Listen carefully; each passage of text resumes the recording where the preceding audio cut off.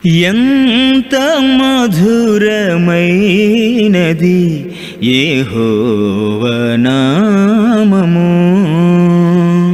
రక్షకుడైన యేసుక్రీస్తు వారి నామంలో వందనాలు తెలియజేస్తూ ఉన్నాం. ఆత్మీయ జీవితము ఏ రీతిగా ఉంది అనేటువంటిది అధ్యయనం చేసేటువంటి ఒక ధ్యానాన్ని మనం మొదలు పెట్టడం జరిగింది. మనము మన యొక్క ఆత్మీయ జీవితం అనేటువంటిది ఏ రీతిగా ఉంది, వాస్తవంగా భౌతికమైనటువంటి మన యొక్క ఆరోగ్యాన్ని గురించి ఎప్పుడు కూడా మనము శ్రద్ధ కలిగి ఉండటం అనేది మనం చూస్తూ ఉంటాం. అయితే భౌతికమైనటువంటి ఆరోగ్యము మాత్రమే కాదు, కానీ మానవుడు కేవలము శరీరం మాత్రమే కాక ఆత్మ ఉన్నాడు అనేటువంటి విషయాన్ని కూడా మనం గమనించడం జరిగింది. కాబట్టి ఆత్మ ఉన్నటువంటి మానవుడు తాను ఆత్మను గురించి అధ్యయనం చేయవలసినటువంటి అవసరము, ఆ ఆత్మ అనేటువంటిది ఎలా ఉంది అనేటువంటిది పరిశీలన చేయవలసినటువంటి అవసరము ఉన్నట్లుగా మనం చూస్తూ ఉన్నాం. ఎందుకంటే ఈ భూమిని దాటిన తరువాత మన యొక్క శరీరము మంటిలో కలిసిపోయినప్పటికీ కూడా మన ఆత్మ అనేటువంటిది ఎల్లప్పుడూ కూడా ఉండేటువంటిది. కాబట్టి మానవుడు ఆత్మను గూర్చినటువంటి ఆలోచన కలిగి ఉండటం మాత్రమే కాకుండా నా ఆత్మ అనేటువంటిది ఎలా ఉంది అనేటువంటి దాన్ని కూడా మనం పరిశీలన చేయవలసినటువంటి అవసరం ఉంటుంది. ముఖ్యంగా మన ఆత్మ సంబంధమైనటువంటి జీవితం అనేటువంటిది మనము ఎలా వాక్యాన్ని వింటున్నామో అనే దాని మీద ఆధారపడి ఉంటుంది. వాక్యాన్ని మనము ఎంత వినగలుగుతున్నాము, ఎందుకంటే మనకు చెప్తూ ఉంటాడు, కాగా వినుట వలన విశ్వాసము కలుగును. మన విశ్వాస సంబంధమైనటువంటి ఆత్మీయ జీవితం అనేటువంటిది వినటం ద్వారానే ప్రారంభమవుతుంది. ఇవాళ రేపు మనం చూసినప్పుడు వినే ఓపిక చాలా వరకు మనుషులకు నశించిపోతూ ఉంది. వాళ్ళు చెప్తే ఎదుటి వాళ్ళు వినాల్సిందే, కానీ ఎదుటి వాళ్ళు చెప్తే వినేటువంటి పరిస్థితి లేదు. చివరికి దేవుడు చెప్తే కూడా వినే పరిస్థితి లేదు. ముఖ్యంగా మీరు చూడండి, పెద్దవాళ్ళంటే దేవుని వాక్యం వింటున్నారేమో, కానీ పిల్లలకు అస్సలు ఓపిక లేదు దేవుని వాక్యం వినాలంటే కూడా. ఇళ్ళలో ప్రార్థనకి రమ్మంటే కూడా అని చెప్పేసి అంటూ ఉన్నారు, రావటానికి ఇష్టపడటం లేదు. కాబట్టి వినేటువంటి ఓపిక ఈరోజు ప్రజలకు రాను రాను నశించిపోతూ ఉంది. చివరికి దేవుడు చెప్తేటువంటి వినేటువంటి పరిస్థితి కూడా లేనటువంటి స్థితికి మనం వెళ్ళిపోతూ ఉన్నాం. ఎప్పుడైతే దేవుని వాక్యాన్ని మనం వినలేమో, వినేటువంటి స్థితిలో ఉండకపోతే మనకు విశ్వాసం అనేటువంటిది కూడా రాదు. కాగా వినుట వలన విశ్వాసము కలుగును. మనం ఎంత దేవుని వాక్యాన్ని వింటామో అంత విశ్వాసం అనేటువంటిది మనకు కలుగుతుంది. మనం వినకపోతే మనకు విశ్వాసం ఉండదు. రెండవది, మనం దేవుని వాక్యాన్ని బాగా చదివేటువంటి వారిగా ఉండవలసినటువంటి అవసరం ఉంది. పాత నిబంధన గ్రంథం నుంచి కూడా దేవుని వాక్యము ప్రజలకు ఇవ్వటం మాత్రమే కాకుండా దాన్ని నేర్పించేటువంటి ఒక ఏర్పాటును దేవుడు చేశాడు. ఎందుకంటే దేవుని వాక్యము అది నిరంతరము చదువుతూ ఉన్నప్పుడు మాత్రమే మనము ఆత్మీయంగా బలపడేదానికి అవకాశం ఉంది. మనము వినటము, చదవటము ఈ రెండు కూడా మనిషికి ఇన్పుట్ అనమాట. అంటే వాక్యం అనేటువంటిది లోపలికి వెళ్తుంది. చెవులతో విన్నా పర్వాలేదు, లేదంటే మనం చదివినా పర్లేదు. ఈ రెండు కూడా మనం నేర్చుకునేదానికి అవకాశం ఉంటుంది. కాబట్టి ఈ రెండు కూడా చాలా ప్రాముఖ్యమైనటువంటి విషయాలు. ఇక మూడవది ఏమిటి అంటే, మనము వాక్యాన్ని వినటమో, వాక్యాన్ని చదవటమో, ఇది దేవుని వాక్యం మనం నేర్చుకోవటం అయితే, మనము ప్రార్థన చేయటము అంటే మన వైపు నుంచి దేవునితో మాట్లాడటము. వాక్యము విన్నా, వాక్యము చదివినా ఈ రెండు కూడా దేవుడు మనతో మాట్లాడేటువంటి విధానాలు వాక్యం ద్వారా. ఇప్పుడు మనము దేవునితో మాట్లాడటము అనేటువంటిది ప్రార్థన ద్వారా సాధ్యపడుతుంది. కాబట్టి మనం గమనించవలసినటువంటి విషయం ఏమిటి అంటే, మనము వాక్యాన్ని వినటము, చదవటము నేర్చుకున్నప్పుడు దేవుని యొక్క చిత్తం ఏమిటో మనము ఎరిగి దాని ప్రకారముగా జీవించటం మాత్రమే కాకుండా మనము మన వైపు నుంచి దేవునితో మాట్లాడుతూ ఆ రిలేషన్ అనేటువంటి, కొంతమంది చూడండి, మనము బాగా మనకు సన్నిహితంగా ఉన్న వాళ్ళతో చాలా సమయం గడుపుతూ ఉంటాం, చాలాసేపు మాట్లాడుకుంటూ ఉంటారు. ఒక్కోసారి తల్లిదండ్రులు పిల్లల్ని అడుగుతూ ఉంటారు, ఫ్రెండ్స్ దగ్గర ఎందుకు అంతసేపు, అసలు ఏం మాట్లాడుకుంటారు మీరు అని. ఎందుకంటే మీరు సన్నిహితంగా ఉన్నటువంటి వాళ్ళు ఎంతోసేపు గడుపుతూ ఉంటారు. ఉదాహరణకి ప్రేమికులను కూడా మీరు చూసినప్పుడు మాట్లాడుకోవటానికి ఏముంటుందో తెలియదు, కానీ మాట్లాడుకుంటూ ఉంటారు. మీరు ఊర్లలో కూడా చూస్తూ ఉంటారు, చదువుకునే పిల్లలు ఇట్లా ఫోన్ పెట్టుకుంటారు. ఇవాళ రేపు ఇట్లా పెట్టుకుంటే అందరికీ తెలిసిపోతుందని చెవుల్లో పెట్టుకుంటారు. చెవుల్లో పెట్టుకొని ఎవరి దాళ్ళే మీరు బస్సుల్లో చూడండి, ఎవరితో మాట్లాడరు. ఒక్కోసారి స్టాప్ వచ్చి వెళ్ళిపోయేది కూడా తెలియదు, మాట్లాడుతూ ఉంటారు. అంటే ఏం మాట్లాడతారు అనేటువంటిది కాదు, కానీ వాళ్ళిద్దరి మధ్య ఉన్నటువంటి రిలేషన్ అది తెలియజేస్తూ ఉంటుంది. అదే రీతిగా దేవునితో కూడా ఒక మంచి రిలేషన్ కనుక ఉన్నట్లయితే చాలాసేపు ప్రార్థన చేయగలుగుతాం, అంటే ఆయనతో మాట్లాడగలుగుతాం. ప్రతి విషయాన్ని కూడా ఆయనతో మనము షేర్ చేసుకోగలుగుతాం. ఆయనతో మనకు అంత రిలేషన్ లేకపోతే ఇవాళ రేపు దేవునితో ఉండే రిలేషన్ ఏమిటి అంటే బిజినెస్ డీల్ లాగా, నాకు ఇది ఇవ్వు అది ఇవ్వు అంతే. అడగటానికి మాత్రమే ఆయన దగ్గరికి వెళ్తాం, కానీ ఈవెన్ అది ఇచ్చిన తర్వాత థ్యాంక్స్ అని చెప్పేటువంటి పరిస్థితి కూడా చాలా తక్కువగా ఉంటుంది. కానీ ప్రార్థన అనేటువంటిది మనకు దేవునితో ఉన్నటువంటి సన్నిహితమైన సంబంధాన్ని తెలియజేస్తూ ఉంటుంది. మీరు ఆయనతో ఎంత సన్నిహితమైనటువంటి సంబంధం కలిగి ఉంటారో అంత బాగా ప్రార్థన చేయగలుగుతారు. మనం క్రీస్తు ప్రభువుని చూసాం. క్రీస్తు ప్రభువుని చూసినప్పుడు ఆయన కన్నీటితో ప్రార్థన చేశాడు. అంటే కన్నీటితో ప్రార్థన చేశాడంటే కన్నీళ్ళు లేకపోయినా తెచ్చుకొని చేయాలి అనేది అర్థం కాదు. కన్నీటితో ప్రార్థన చేశాడు అంటే కన్నీరు అనేటువంటిది ఒక ఎమోషన్, మనలో ఉన్నటువంటి భావోద్వేగాన్ని తెలియజేస్తుంది. ఆయన బాధ కలిగినప్పుడు, తీవ్రమైనటువంటి దుఃఖంలో ఉన్నప్పుడు ఎవరితో మాట్లాడాడు? మీకు బాగా దుఃఖం వచ్చింది అనుకోండి, బాగా దుఃఖంలో ఉన్నారు. దుఃఖంలో ఉన్నప్పుడు ఎవరితో మాట్లాడతారు? ఒకసారి ఒకరు చెప్తున్నారు, నేను ఎవరితో మాట్లాడను, లోపలికి వెళ్ళి గదిలో తలుపులు వేసుకొని నేను ఒక్కడే ఉంటాను అని చెప్పేసి అన్నారు. ఇక కొంతమంది ఈవేళ రేపు అలాగనే దుఃఖం వచ్చినప్పుడు ఏం చేస్తూ ఉంటారంటే, నన్ను కాసేపు వదిలేస్తారా ప్లీజ్ అని అంటారు. ఒక్కలే వెళ్ళిపోయి లోపలికి వెళ్ళిపోయి బాధపడటమో ఏడవటమో, ఏడ్చిన తర్వాత మళ్ళీ మొహం కడుక్కొని బయటకు వస్తారు. ఎందుకంటే ఇవాళ రేపు సమాజంలో ఏడుపు మొహం అంటే బాగుండదు, ఏంటి వీళ్ళు అని మనల్ని బలహీనులు అని అనుకుంటారని మనం ఒకవేళ ఎవరైనా దుఃఖంలో ఉన్నప్పుడు పక్కన ఉండాలంటే కూడా, మీరు భారతదేశాన్ని గమనించండి, మనకి దుఃఖం ఉన్నప్పుడు చాలామంది మన చుట్టాలు బంధువులు వస్తూ ఉంటారు. ఎప్పుడైనా మీరు గమనించారా? మన యొక్క సమాధి కార్యక్రమాలు చూసేటప్పుడు ఇండియాలో చాలామంది వస్తూ ఉంటారు. మీరు బయట దేశాల్లో అంతంతమంది జనం రారు, చాలా కొద్దిగా మంది వస్తారు. పెళ్ళంటే కూడా మనకి విపరీతంగా వస్తారు, విపరీతంగా. మనకు బయట దేశాల్లో అలాంటి పరిస్థితి లేదు. అంటే ఒక రకంగా సంతోషమైన అందరితో షేర్ చేసుకుంటాం, దుఃఖమైన అందరితో షేర్ చేసుకుంటూ ఉంటాం. సంతోషం పంచుకుంటూ ఉంటే పెరుగుతూ ఉంటుంది, దుఃఖం పంచుకుంటూ ఉంటే తగ్గుతూ ఉంటుంది. క్రీస్తు ప్రభు ఆ దుఃఖాన్ని తగ్గించుకోవటానికి ఆయన ఎవరితో షేర్ చేసుకునేవాడంటే మీరు చూస్తూ ఉంటారు. మనం గత వారం కూడా గమనించాం. హెబ్రీయులకు రాసినటువంటి పత్రిక 5వ అధ్యాయం మనం గమనించినప్పుడు 5వ అధ్యాయం ఆయనకు దుఃఖం వచ్చినప్పుడు ఎవరితో గడిపేవాడు అనేటువంటి ఒక చక్కటి విషయాన్ని ఇక్కడ హెబ్రీ గ్రంథకర్త తెలియజేస్తూ ఉంటాడు.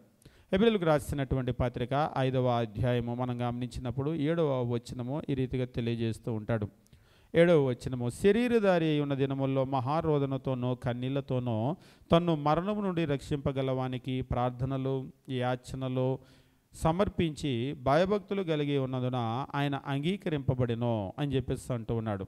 శరీరధారి ఉన్నటువంటి దినాలలో ఆయన ఏ విధంగా ప్రార్థన చేశాడు అనేటువంటి విషయాన్ని తెలియజేస్తూ 7వ వచనములో అంటూ ఉంటాడు, మహారోదనతో కన్నీళ్లతో తను మరణం నుంచి రక్షింపగలవానికి ప్రార్థనలు యాచనలు సమర్పించి భయభక్తులు కలిగి ఉన్నందున ఆయన అంగీకరింపబడినో. క్రీస్తు ప్రభు అంగీకరించబడటానికి కలిగినటువంటి కారణాన్ని తెలియజేస్తూ ఉన్నాడు. రెండవది, ఆయన శరీరధారి ఉన్నటువంటి దినాల్లో మహారోదన కన్నీళ్ళు ఎవరి దగ్గర ఇదంతా అని చెప్పేసి అంటే ప్రార్థనలో. ప్రార్థన అంటే దేవునితో మాట్లాడేటువంటి సందర్భంలో. అంటే మరొక రకంగా తన దుఃఖాన్ని ఎవరితో షేర్ చేసుకున్నాడు అంటే, ఒకసారి లోకంలో కొందరు బాధపడుతూ ఉంటారు, నా అనేవాళ్ళు ఎవరు లేరండి, మా బాధ పంచుకునే వాళ్ళు ఎవరు లేరు, మా దుఃఖం పంచుకునే వాళ్ళు ఎవరు లేరు, చెప్తే వినేవాళ్ళు ఎవరు లేరు అని అనుకుంటూ ఉంటారు. చెప్తే వినేవాళ్ళు ఎవరు లేరని అనుకుంటారు, కానీ మనం ఎంతసేపు చెప్పినా వినటానికి బ్రహ్మాండంగా దేవుడు రెడీగా ఉన్నాడు. కాకపోతే ఆయనతో మనం చెప్పం. మనుషులు నాకు టైం లేదు నేను వినను అన్నా కానీ కొంచెం మా బాధ వినండి, లేకపోతే పరిస్థితి ఎట్లా ఉంది అని మనం మన స్నేహితులతోనో కుటుంబ సభ్యులతోనో పంచుకోవటానికి ప్రయత్నం చేస్తూ ఉంటాం. కానీ వాళ్ళు వినరు. వాళ్ళు వినలేదని మళ్ళీ బాధపడుతూ ఉంటారు. అసలు చక్కగా వినటానికి దేవుడు ఉన్నాడు. ఎంతసేపు మీరు క్రీస్తు ప్రభుని చూడండి. క్రీస్తు ప్రభు సిలువ వేయబడటానికి ముందు ఆయన రాత్రి చేసినటువంటి ప్రార్థన మనం చూస్తూ ఉంటాం గెత్సెమనే తోటలో. ఆయన చెమట కూడా రక్త బిందువులాగా అక్కడ వచ్చిందనేటువంటి దాన్ని మనం చూస్తూ ఉంటాం. అంత వేదనలో కూడా ఎవరితో మాట్లాడాడు ఆయన అని చెప్పేసి అంటే మరలా తండ్రితోనే మాట్లాడుతూ ఉన్నాడు. ప్రార్థన. కాబట్టి ప్రార్థన అనేటువంటిది చాలా గొప్ప ఆయుధం. అంతేకాదు ప్రార్థన అనేటువంటిది దేవునితో మాట్లాడేటువంటి ఒక గొప్ప మార్గము. ఇప్పటికిప్పుడు ఉన్నపలంగా సీఎం జగన్మోహన్ రెడ్డి గారితో మాట్లాడాలంటే మనం మాట్లాడలేం. ఇక పిఎం గారితోనో లేకపోతే ఇంకెవరితోనో మాట్లాడాలంటే జీవితంలో చూడటం కూడా సాధ్యమయ్యేటువంటి పని కాదు. కానీ వాళ్ళకంటే గొప్పవాడు ప్రపంచాన్నంతా కూడా ఏలేటువంటి దేవునితో ఏ క్షణం కావాలంటే ఆ క్షణం, ఇంకా మనకు లోకంలో చెప్తారు కదా 24/7 ఎప్పుడైనా మీరు మాట్లాడవచ్చు అన్న అవకాశం ఉంటే ఎంతమంది మనం ఉపయోగించుకుంటాం? ఒకసారి కొందరు చెప్తూ ఉంటారు, మీకు ఎప్పుడైనా అవసరం వచ్చినప్పుడు ఇది నా కార్డు లేకపోతే ఇది నా నెంబరు, నాకు ఫోన్ చేయండి అని చెప్పేసి అంటారు. ఒకవేళ ఎవరైనా వాళ్ళు గొప్పవాళ్ళు కనుక అమెరికా ప్రెసిడెంట్ బైడెన్ గారు మీకు ఒక కార్డు ఇచ్చి ఇది నా ఫోన్ నెంబరు, మీకు ఏదైనా అవసరం ఉంటే ఫోన్ చేయండి అని అన్నారనుకోండి, ఏం చేస్తాం? నాకు ఇంగ్లీష్ రాదుగా అంటారా? రాకపోతే ఏదో ట్రాన్స్లేటర్ని పెట్టుకోనో లేకపోతే ఏదో ఒక రకంగా కష్టపడుతూ ఉంటారు. ఎవరైనా గొప్పవాళ్ళు ఫోన్ ఇచ్చినప్పుడు లేదంటే మాట్లాడే అవకాశం ఇచ్చినప్పుడు చాలా బాగా దాన్ని దాచిపెట్టుకుంటూ ఉంటారు, అవసరం వచ్చినప్పుడు దాన్ని ఉపయోగించడానికి. నిజంగా మనకున్నటువంటి గొప్ప అవకాశం ఏంటంటే మనకు అన్నీ అర్థమవుతాయి. లోకంలో ఉన్నటువంటి గొప్పవాళ్ళు వాళ్ళు ఇచ్చిన అవకాశాలను ఎట్లా ఉపయోగించుకోవాలని మనకు తెలుసు. మరి ఎందుకనో దేవుడిచ్చినటువంటి అవకాశాన్ని మనం ఉపయోగించుకోం. ప్రార్థన అనేటువంటిది దేవుడు ఎవరో ఒకరికో ఇద్దరికో కాదు, ప్రతి ఒక్కరికి ఇచ్చేటువంటి ఒక గొప్ప అవకాశం. కాబట్టి ప్రార్థన ద్వారా మనం అనేకమైనటువంటి కార్యాలను సాధించడానికి అవకాశం ఉంది. మనం ఏం చేయగలం ప్రార్థన ద్వారా అంటే, ప్రార్థన అనేటువంటిది మనకు ప్రశాంతమైనటువంటి మనస్సును, సమాధానాన్ని ఇస్తుంది. ఇంకా చెప్పాలి అంటే ఈ లోకంలో మీరు ఎన్ని వందలు, వేలు, లక్షలు, కోట్లు ఖర్చు పెట్టినా రానటువంటి ప్రశాంతత. మీకు ఎంత ధనమున్నా, ఎంత చదువున్నా, ఎంత అధికారం ఉన్నా, ఇంకా చెప్పాలంటే ఈ ప్రపంచంలో దేని వల్ల సాధించలేనటువంటి ఆ ప్రశాంతతను, ఆ శాంతి కలిగినటువంటి జీవితాన్ని మనం ప్రార్థన ద్వారా సంపాదించవచ్చు. భక్తుల యొక్క జీవితాలు ఒక్కోసారి ఆశ్చర్యపోతూ ఉంటారు, ఇలాంటి పరిస్థితుల్లో మీరు ఎట్లా ఉండగలుగుతున్నారు అని, ఇంత కూల్గా ఎట్లా ఉండగలుగుతున్నారని. అది ప్రార్థన ద్వారా వాళ్ళు సాధిస్తూ ఉంటారు. రెండో విషయం మనం గమనించినటువంటి విషయం ఏమిటి అంటే, ప్రార్థన అనేటువంటిది మన జీవితంలో మనం జీవించడానికి కావలసినటువంటి శక్తిని ప్రార్థన దయచేస్తూ ఉంటుంది. ఇంకా చెప్పాలి అంటే ఎప్పుడు కూడా మీరు గమనించండి, ప్రార్థనాపరులకు ధైర్యానికి ఒక అనుబంధం అనేటువంటిది ఉంది. ఎవరు ప్రార్థనాపరులుగా ఉంటారో వాళ్ళు చాలా ధైర్యంగా ఉంటారు, ఎవరు ధైర్యంగా ఉంటారో వాళ్ళు చాలా ప్రార్థనాపరులు. మరొక రకంగా చెప్పాలంటే దేవుని మీద ఆధారపడినటువంటి వాళ్ళు అన్నమాట. ధైర్యము, ప్రార్థన, ఈ రెండు కూడా ఒకదానికి ఒకటి అనుబంధం కలిగి ఉన్నాయి. ఈ రెండింటిని మీరు వేరు చేయలేరు. మీకు ధైర్యం కావాలంటే మీరు ప్రార్థన చేయాలి, మీరు ప్రార్థన చేస్తే మీకు ధైర్యం వస్తుంది. మీరు కావాలంటే ఈ లోకంలో గమనించండి, ఇప్పుడు రోజు రోజుకి మనకున్నటువంటి స్టాండర్డ్స్, మన జీవన ప్రమాణాలు పెరుగుతూ ఉన్నాయి. ఒకప్పుడు కంటే మంచి వస్త్రాలు ఉన్నాయి, ఒకప్పుడు కంటే మంచి ఆహారం ఉంది, ఒకప్పుడు కంటే కూడా మంచి నివాసాలు ఉన్నాయి, అన్నీ కూడా పెరుగుతూ ఉన్నాయి. కానీ ఒకప్పుడు కంటే కూడా ఇప్పుడు చాలా ఒత్తిడిలో మనుషులు ఉన్నారు, చాలా ఒకప్పుడు కంటే కూడా ఇప్పుడు పరిస్థితి కనుక చూసినట్లయితే బాధ, దుఃఖము ఎక్కువైపోతూ ఉన్నాయి. వీటన్నింటినీ కూడా అధిగమించి ఒక శాంతియుతమైనటువంటి, ఒక సమాధానం కలిగినటువంటి జీవితము ఎట్లా మనం పొందగలము అంటే, ఈరోజు మీరు ఎవరినైనా అడగండి, ఒకటే వాళ్ళందరికీ ఉండేటువంటి సమస్య ఏమిటి అంటే, కామన్ ప్రాబ్లం ఏమిటి అంటే, జీవితం అనేది ప్రశాంతంగా లేదు. చిన్న పిల్లల దగ్గర నుంచి, ఒకప్పుడు చిన్నపిల్లలంటే చక్కగా చీకు చింత లేకుండా ఆడుకునేవాళ్ళు. ఇప్పుడు చిన్నపిల్లలకు కూడా చాలా ఒత్తిడి అయిపోతుంది. నిజంగా పిల్లలు మోసే పుస్తకాలు ఒక్కసారి ఆ బ్యాగు చూస్తే, వాళ్ళు పిల్లలేంటి, పిల్లలకు ఆ పుస్తకాలు ఏమిటి, ఈ పుస్తకాలన్నీ చదివించాలంటే ఆ పుస్తకాలన్నీ కూడా ఏం చేస్తూ ఉంటారంటే అదంతా కూడా ఆ సబ్జెక్టు లోపలికి బలవంతంగా నెడుతూ ఉంటారు. ఆ తరగతుల్లో ఉదయం నుంచి సాయంత్రం వరకు ఆ పుస్తకాల్లో ఉన్నదంతా బలవంతంగా కుక్కుతూ ఉంటారన్నమాట లోపలికి. అది మరి ఆ చిన్న బ్రెయిన్లు తట్టుకోలేక ఏమవుతారంటే ఒత్తిడికి గురైపోతున్నారు. దానికి తోడుపోని ఆడుకుంటే రిలాక్స్ అవుతారంటే ఆడే కూడా టెన్షన్ ఆటలు, వీడియో గేములు లాంటి. నిజంగా ఒక్కోసారి ఆ వీడియో గేములు కనుక చూస్తూ ఉన్నామనుకోండి, పెద్దవాళ్ళకైతే ఆ బీపీ అమాంతం పెరిగిపోతూ ఉంటుంది. ఎట్లా ఉంటుందంటే, ఆ చివరి బాల్లో 6 రన్స్ కొట్టాలి, ఈ బాల్ 6 కొట్టాలంటే ఎలాగైతే టెన్షన్గా చూస్తూ ఉంటారో, ఆ వీడియో గేమ్లో ప్రతి క్షణము టెన్షన్గానే ఉంటుంది ఆడేటువంటి ఆటలు. అలాంటి ఒత్తిడితో కూడినటువంటి ఆటలు, ఒత్తిడితో కూడిన చదువులు, ఒత్తిడితో కూడినటువంటి జీవితము, మనిషికి అసలు ఈరోజు సమాధానం లేదు. వెరసి ఏమైపోయిందంటే ఆరోగ్యం అనేటువంటిది పూర్తిగా హరించిపోయింది. ఇవాళ దాదాపుగా 30 సంవత్సరాలంటే అన్ని రకాల హెల్త్ ప్రాబ్లమ్స్ వచ్చేస్తూ ఉన్నాయి. మరీ 20లో కాదు కానీ 30లు కనుక వచ్చేసింది అంటే 30 సంవత్సరాలకి ధారాళంగా షుగర్ వస్తూ ఉంది, బీపీలు వస్తూ ఉన్నాయి, హార్ట్ స్ట్రోకులు కూడా వస్తూ ఉన్నాయి. 30 అంటే అన్ని రోగాలకి కూడా ఇక సరిపోయే వయసులాగా మారిపోయిందనమాట ఇప్పుడు. మీరు కావాలంటే చూడండి, మొన్న ఈ మాట కొంచెం ఇబ్బందిగా ఉంటుందేమో, ఈ మధ్యకాలంలోనే మేము పెళ్ళిళ్ళు జరిగేటప్పుడు ఒకప్పుడులాగా లేదు ఇప్పుడు పరిస్థితి. ఫోటో షూట్లు, వీడియో షూట్లు సినిమా వాళ్ళని తీసినట్టు తీస్తూ ఉన్నారు. తీయటం మాత్రం కాదు, మేము మొన్న ఒక చోట పెళ్ళి చేయడానికి వెళ్తూ ఉంటే ఆ వెళ్ళే దారంతా కూడా వాళ్ళ ఫోటో షూట్ చేసి మొత్తం అన్ని ఫ్లెక్సీలు పెట్టారు, సినిమా హీరోలు హీరోయిన్ లాగా మొత్తం ఆ దారంతా కూడా. ఈ మధ్య ఒక చోట 2 చోట్ల కాదు, వేలు లక్షలు వాటికి ఇస్తున్నారు. అంటే నేను చెప్పాలనుకున్న పాయింట్ ఏమిటి అంటే, అందరూ కాదు, దాదాపుగా 80% మంది పైన ఒకప్పుడు పెళ్లి కొడుకులు పెళ్లి కూతుర్లు అంటే లేతగా ఉండేవాళ్ళు. అంటే నేను చెప్పిన మాట మీకు అర్థం, లేత అంటే చిన్న వయసు, అంటే చిన్న వయసు ఇప్పుడు కూడా చిన్న వయసే, కానీ నిజంగా ఆ పెళ్లి కొడుకులు పెళ్లి కూతుర్లు చిన్నవాళ్ళలాగా లేరు.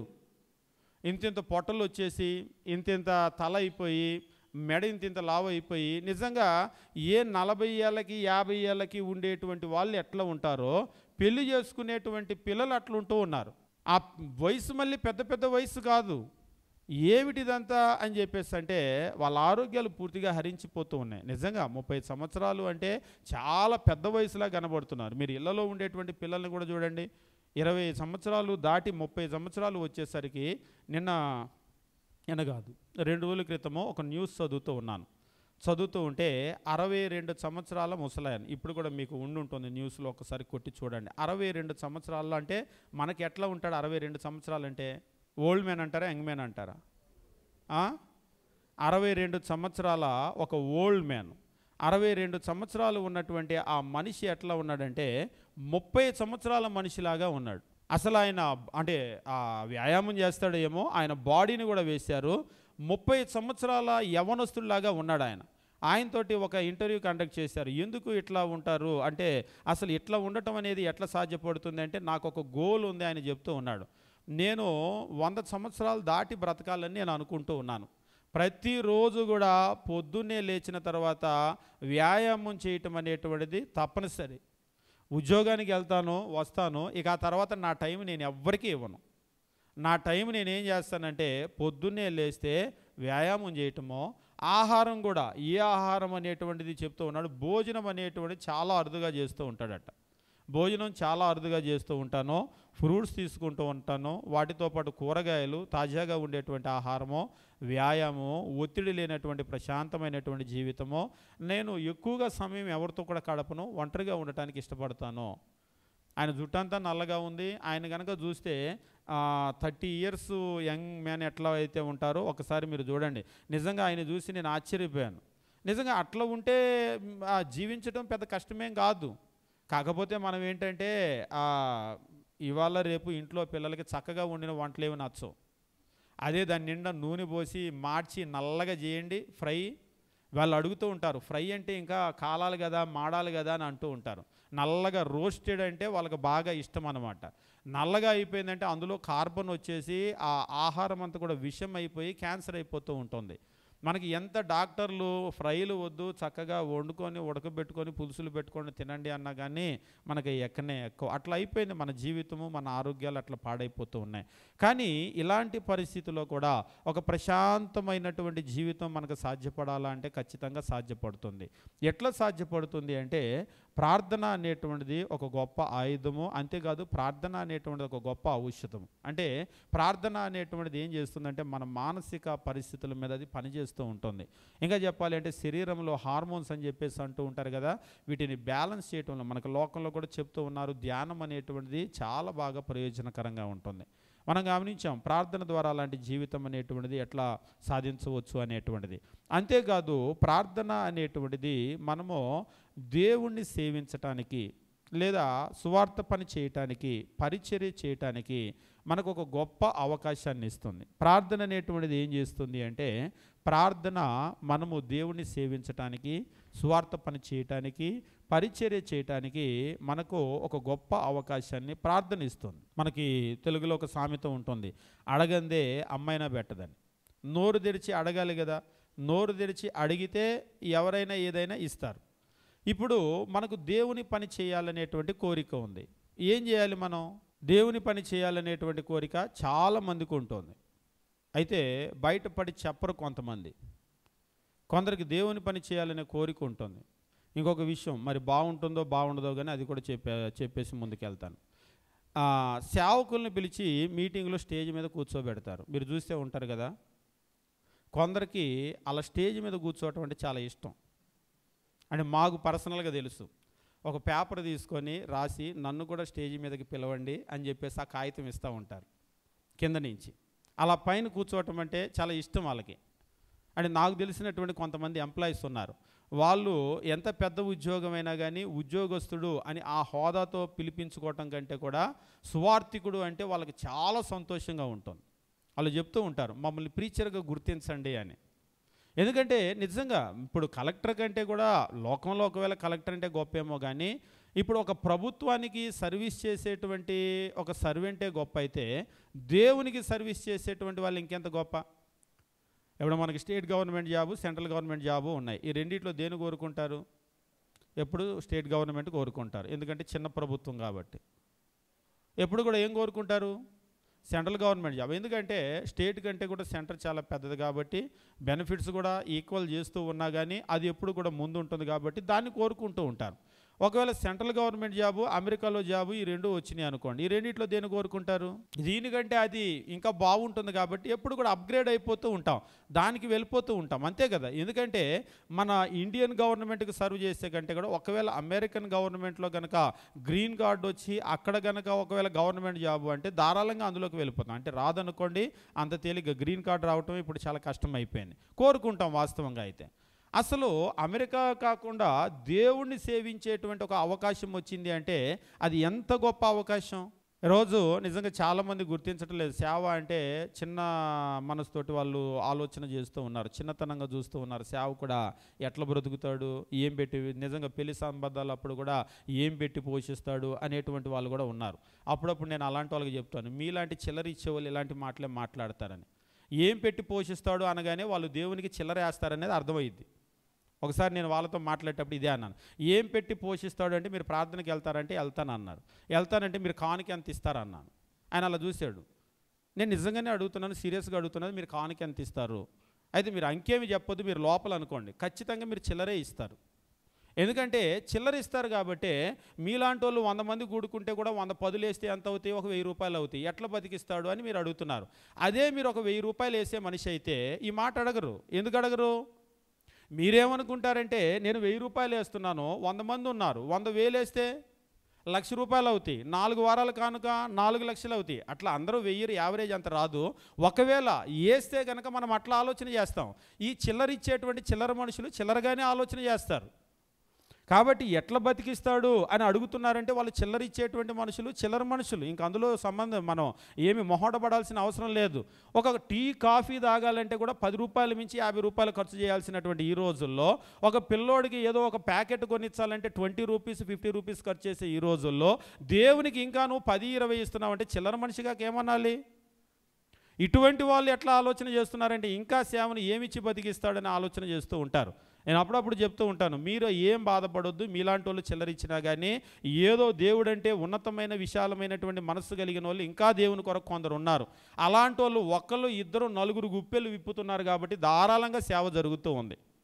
ఒకవేళ వాళ్ళు కూడా లేకపోయినా దేవుడు ఏ కాకుల ద్వారానో చిన్న చిన్న ముక్కలు పంపించి ఏలియాని నింపినట్లుగా ఇవాళకి సేవ చేసే వాళ్ళందరూ కూడా బతుకుతున్నారు. మీకు తెలుసో లేదో ఒకసారి స్టాటిస్టిక్స్ చదవండి. భారతదేశంలో ఆకలి చావులు ఏ సేవకుడికి రాలేదు ఇంతవరకు. మీరు నమ్మినా నమ్మకపోయినా సువార్త పని చేయటం వల్ల ఆకలితో చచ్చిపోయాడు అనేటువంటిది ఇవాళ వరకు ఒక్క రిపోర్ట్ కూడా లేదు. 1% కూడా ఆకలితో ఎవరూ చచ్చిపోవట్లేదు. ఇంకా చెప్పాలి అంటే ఉద్యోగస్తుల కంటే కూడా సువార్థికులు బాగా బ్రతుకుతూ ఉన్నారు. అంటే వెనకేసుకునే ఆస్తులు ఏమీ లేవేమో కానీ తినటానికి ఉండటానికి మాత్రం ఇబ్బంది లేదు. ఉన్న పలంగా 10 మంది ఎవరైనా వచ్చినా, గెస్టులు వచ్చినా, 10 మంది ఒకవేళ చుట్టాలు వచ్చినా ఉద్యోగస్తులు ఆలోచన చేస్తారేమో కానీ సేవకులలో ఆలోచనే ఉండదు. చక్కగా ఏదో అక్కడో ఇక్కడో బియ్యమో అవో ఇవో ఉంటే వండుతారు. ఆ 10 మంది 10 రోజులు ఉన్నా వండి పెట్టగలరు. ఉద్యోగస్తులు అలా చేయలేరు. అంటే వాళ్ళనే మనము తక్కువ చేయటం కాదు కానీ అటువంటి పరిస్థితి లేదు. ఇది దేవుని సేవిస్తున్నందువల్ల దేవుడు వారికి ఇచ్చేటువంటి ఆధిక్యత ఇది. కాబట్టి సేవ అనేటువంటి నిజంగా దేవుని సేవించటం అనేటువంటిది చాలా గొప్ప భాగ్యం అది. అయితే ఎట్లా పెట్టుకుంటాడు చాలామందికి, అంటే చాలామందికి ఒకవేళ సేవ అంటే అది అర్థం కాదేమో, కానీ కొద్ది మందికి సేవ చేయాలని చాలా కోరిక. వాళ్ళకి ఎంత పెద్ద ఇది ఉన్నప్పటికీ కూడా ఏం చేస్తారంటే, ఉద్యోగం అని చెప్పేదానికంటే గజిటెడ్ ర్యాంకుల్లో ఉన్నటువంటి వాళ్ళు కూడా, గ్రీన్ పెన్ను సైన్ చేసేటువంటి వాళ్ళు కూడా, వాళ్ళు గజిటెడ్ అని చెప్పుకోవటం కంటే కూడా సేవకుడుగా గుర్తించమని చెప్పేసి మమ్మల్ని అడిగే వాళ్ళు కొందరు మాకు తెలుసు.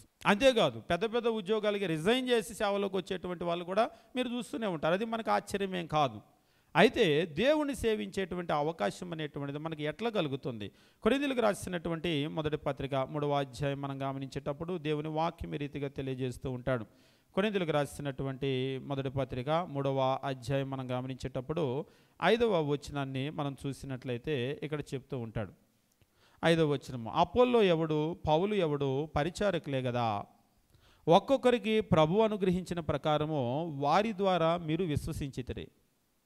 అపోల్లో ఎవడు, పౌలు ఎవడు, అంటే ఒకడు పౌలు వాడనో, ఒకడు కేఫా వాడనో, ఒకడు అపోల్లో వాడనో అని చెప్పేసి కొరింథీ సంఘంలో ఏం చేశారంటే గ్రూపులు కట్టారు. ఈవేళకి కూడా మీరు కనుక గమనించినట్లయితే చిరంజీవి ఫ్యాన్స్, బాలకృష్ణ ఫ్యాన్స్ ఉన్నట్టు సేవకులు కూడా ఫ్యాన్స్ ఉంటారు. మీరు నమ్మినా నమ్మకపోయినా నిజం అది. ఒక్కొక్కరికి కొందరు చెప్పే వాక్యం అంటే చాలా ఇష్టం. వాళ్ళు ఎంత బాగా చేస్తూ ఉంటారంటే, ఇంకా చెప్పాలి అంటే ఆ సేవకుడు అంటే మాకు కూడా ఆ ఫేవరెటిజం అనేటువంటిది ఉంటుంది. మేము కూడా చాలా ప్రసంగాలు వింటూ ఉంటాం, కానీ మాకు మనసుకు నచ్చినటువంటి సేవకులు కొందరు ఉన్నారు. వాళ్ళు చెప్పేటువంటి ప్రసంగాలు అంటే చాలా ఇష్టం అన్నమాట. ఒక్కొక్క ప్రసంగం ముందుకి వెనక్కి 10, 20, 30 సార్లు చూడమంటే కూడా చూస్తాం, వినమంటే కూడా వింటాం. పడుకునేటప్పుడు కూడా ఆ తల దగ్గర ఆడియో పెట్టుకొని వింటూ వింటూ వింటూ పడుకుంటూ ఉంటాం. ఎన్నిసార్లు విన్నా కానీ అది బోరు కొట్టదు, అంటే అది నచ్చిక అట్లా ఉంటుంది. అట్లా అని చెప్పేసి మనము ఆ మనుషులు అంటే ఫేవరెటిజం చూపించకూడదు. ఒకవేళ వాళ్ళు చెప్పేటువంటిది మనకు బాగా అనిపించినా అది దేవుని వాక్యం కాబట్టి వింటున్నాం. అదే వాళ్ళు సినిమా కబుర్లు చెప్తే వింటామా? వినం. అంటే మనం ఆ మనిషిని కాదు, మనం వాళ్ళు చెప్పే దేవుని వాక్యాన్ని ఇష్టపడుతున్నాం అంతే. అయితే ఆ గీత దాటి అటువైపు వెళ్ళిపోయింది అనుకోండి, ఇక మనిషిని అభిమానించడం మొదలుపెట్టి వాళ్ళు ఏ అడ్డమైన బోధ చెప్పినా కానీ అది కరెక్ట్ అని కనుక అన్నాం అనుకోండి, అది ఏమవుతుందంటే మొత్తము తప్పిపోతుంది. గీత దాటి మనం అవతలికి వెళ్ళిపోతాం. ఆ ఫేవరెటిజం అంటే దేవుని చూడటం, దేవుని వాక్యం చూడటం కంటే మనిషిని చూడటం, మనిషిని అభిమానించటం, మనిషిని ఆరాధించేటువంటి స్థాయికి వెళ్ళిపోతుంది. మన దేశం దానికి అతీతం కదా. మనుషులకు నేరుగా గుళ్ళు కట్టేస్తారు, మనుషులకి బొమ్మలు పెట్టేస్తారు, ఆ బొమ్మల మీద పాలు పోస్తారు. ఆ మనుషులకి మనకి తమిళనాడు రాష్ట్రంలో ఒక ఎంత ఎక్కువగా ఉంటుంది. మీరు కనుక చూసినట్లయితే సినిమా వాళ్ళకి గుళ్ళు కట్టింది మొట్టమొదటి తమిళనాడులోని.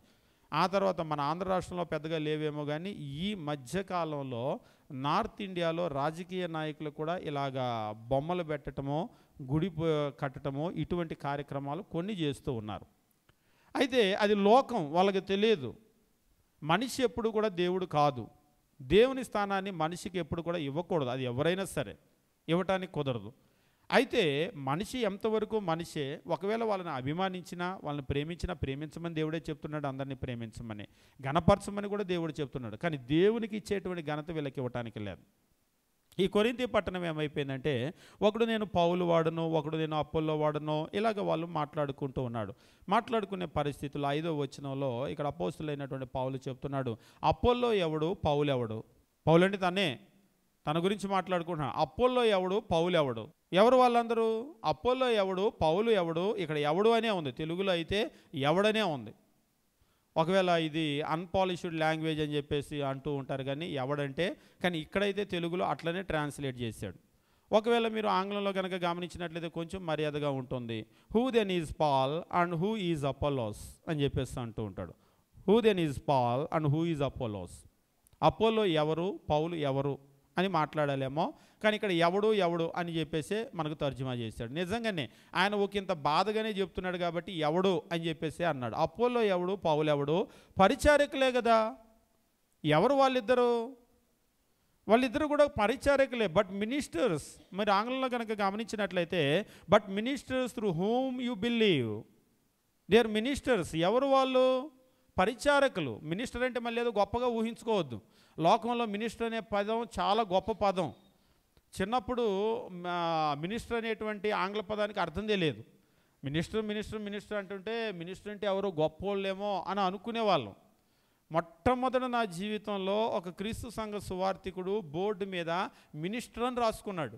స్కూల్ చదివే రోజుల్లో మా స్కూల్ పిల్లలు అందరం కూడా చూసి దాన్ని కామెడీ అనమాట. మాలో ఒకడు ఏంట్రా మినిస్టర్ అని రాసుకున్నాడు, పాస్టర్ మినిస్టర్ ఎట్ట అవుతాడు అని. తెలిసిన కొద్ది గొప్ప ఇంగ్లీషు ఎప్పుడైనా డిక్షనరీ తీసి చూసుంటే తెలిసేది. పాస్టర్ మినిస్టర్ ఎట్ట అవుతాడు అంటే సరే బోర్డు అయింది కాబట్టి రాసుకున్నాడులే అని పక్కోడు. కాబట్టి అంటే మినిస్టర్ అనే పదానికి అర్థం తెలియదు. ఆ తర్వాత ఇట్లెందుకు రాసుకున్నాడు అనేటువంటి ఆలోచనతోటి మినిస్టర్ అనేటువంటి పదానికి అర్థం చూస్తే మినిస్టర్ అంటే సేవకుడు, పరిచారకుడు అని అర్థం. మనం పాలిటిక్స్లో మినిస్టర్ని చూస్తాం కదా. మినిస్టర్ అంటే అర్థం ఏంటి? ఎవరికి సేవ చేయకుండా కారులో బుగ్గ కారు పెట్టుకొని బుయ్ బుయ్ బుయ్ బుయ్ అంట తిరిగేవాడు మినిస్టర్. కనీసం అడ్డుపడితే కిందకు కూడా దిగడు. అలాంటి వాళ్ళని మినిస్టర్ అంటారు. ఎంతమందితో సేవ చేసుకుంటే అంత పెద్ద మినిస్టర్ అని లోకంలో మనం అనుకుంటాం. ఆ పదానికి అర్థం తెలియకుండా మనం ఏమనుకుంటామంటే మినిస్టర్ అంటే అందరితో చేయించుకునేవాడేమో అని అనుకుంటాం. కానీ మినిస్టర్ అంటే అది కాదు. మినిస్టర్ అనేటువంటి మాటకు పరిచారకుడు, పరిచర్య చేసేవాడు, సేవ చేసేవాడు, సేవకుడు అని అర్థము. వాస్తవంగా నిజంగా వాళ్ళు సేవకులే, సర్వెంట్స్ వాళ్ళు. ఈరోజు గవర్నమెంట్ ఉద్యోగస్తులు కూడా సర్వెంట్స్, ప్రజలకు సర్వెంట్సే. ఎంత పెద్ద ఆఫీసర్ అయితే అంత పెద్ద సర్వెంట్, వాళ్ళందరికీ మించిన పెద్ద సర్వెంట్. కలెక్టర్ అంటే మనం ఏదో పెద్ద ఉద్యోగం అనుకుంటాం. జిల్లాలో మొదటి సర్వెంట్ ఆయన, జిల్లా మొత్తానికి కూడా మొదటి సర్వెంట్ ఆయన. ఆయన తర్వాత సర్వెంట్స్ వీళ్ళందరూ కూడా. ఈ రోజు ఉన్నటువంటి ఎమ్మెల్యేలు కావచ్చు, మినిస్టర్లు కావచ్చు, సీఎం కావచ్చు, పిఎం కావచ్చు, వీళ్ళందరూ కూడా ప్రజలకు సర్వెంట్స్. అయితే అట్లా చేస్తారా లేదా వేరే విషయం. కానీ పరిచర్య విషయంలో కూడా ఇప్పుడు పౌలదే అడుగుతున్నాడు. నేను పౌలు వాడను, కేఫా వాడను, అపోల్లో వాడను అంటే అసలు పౌలు ఎవడు, అపోల్లో ఎవరు వీళ్ళంతా ఆయన అడుగుతూ ఉన్నాడు.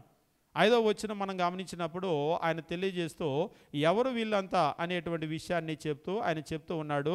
వీరు పరిచారకులే కదా, వీళ్ళందరూ కూడా పరిచర్య చేసేవాళ్ళు. ఒక్కొక్కరికి 5వ వచనము, ఒక్కొక్కరికి ప్రభువు అనుగ్రహించిన ప్రకారము వారి ద్వారా మీరు విశ్వసించితిరి. ఒకవేళ వాళ్ళు మీ ఊరు వచ్చి ఉండవచ్చు, సువార్త ప్రకటించి ఉండవచ్చు. అయితే ఇక్కడ గమనించవలసిన విషయం ఏమిటి అంటే ఈరోజు ఎవరైనా ఒక వ్యక్తి ఒక కలెక్టర్ అయ్యాడు అనుకోండి. కలెక్టర్ అయ్యాడు అంటే అసలు ఆ ఉద్యోగం ఇవ్వకపోతే ఆయన కలెక్టర్ అయ్యేవాడా? ఇక్కడంటే మా ఉద్యోగం అంటే వాళ్ళు కష్టపడ్డారు, వాళ్ళు రాసి వాళ్ళు ఆ సివిల్స్లో ర్యాంక్ సాధించారు, ఉద్యోగం సాధించారని అంటూ ఉంటారు.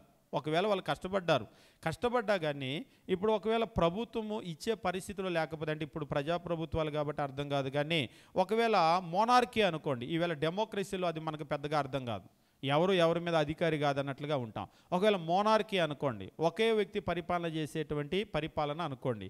ఏమి ఇచ్చినా కానీ ఆయన ఇవ్వటమే. ఇంకా చెప్పాలంటే ఆయన భిక్ష, ఆయన ఇస్తే ఇవ్వటం.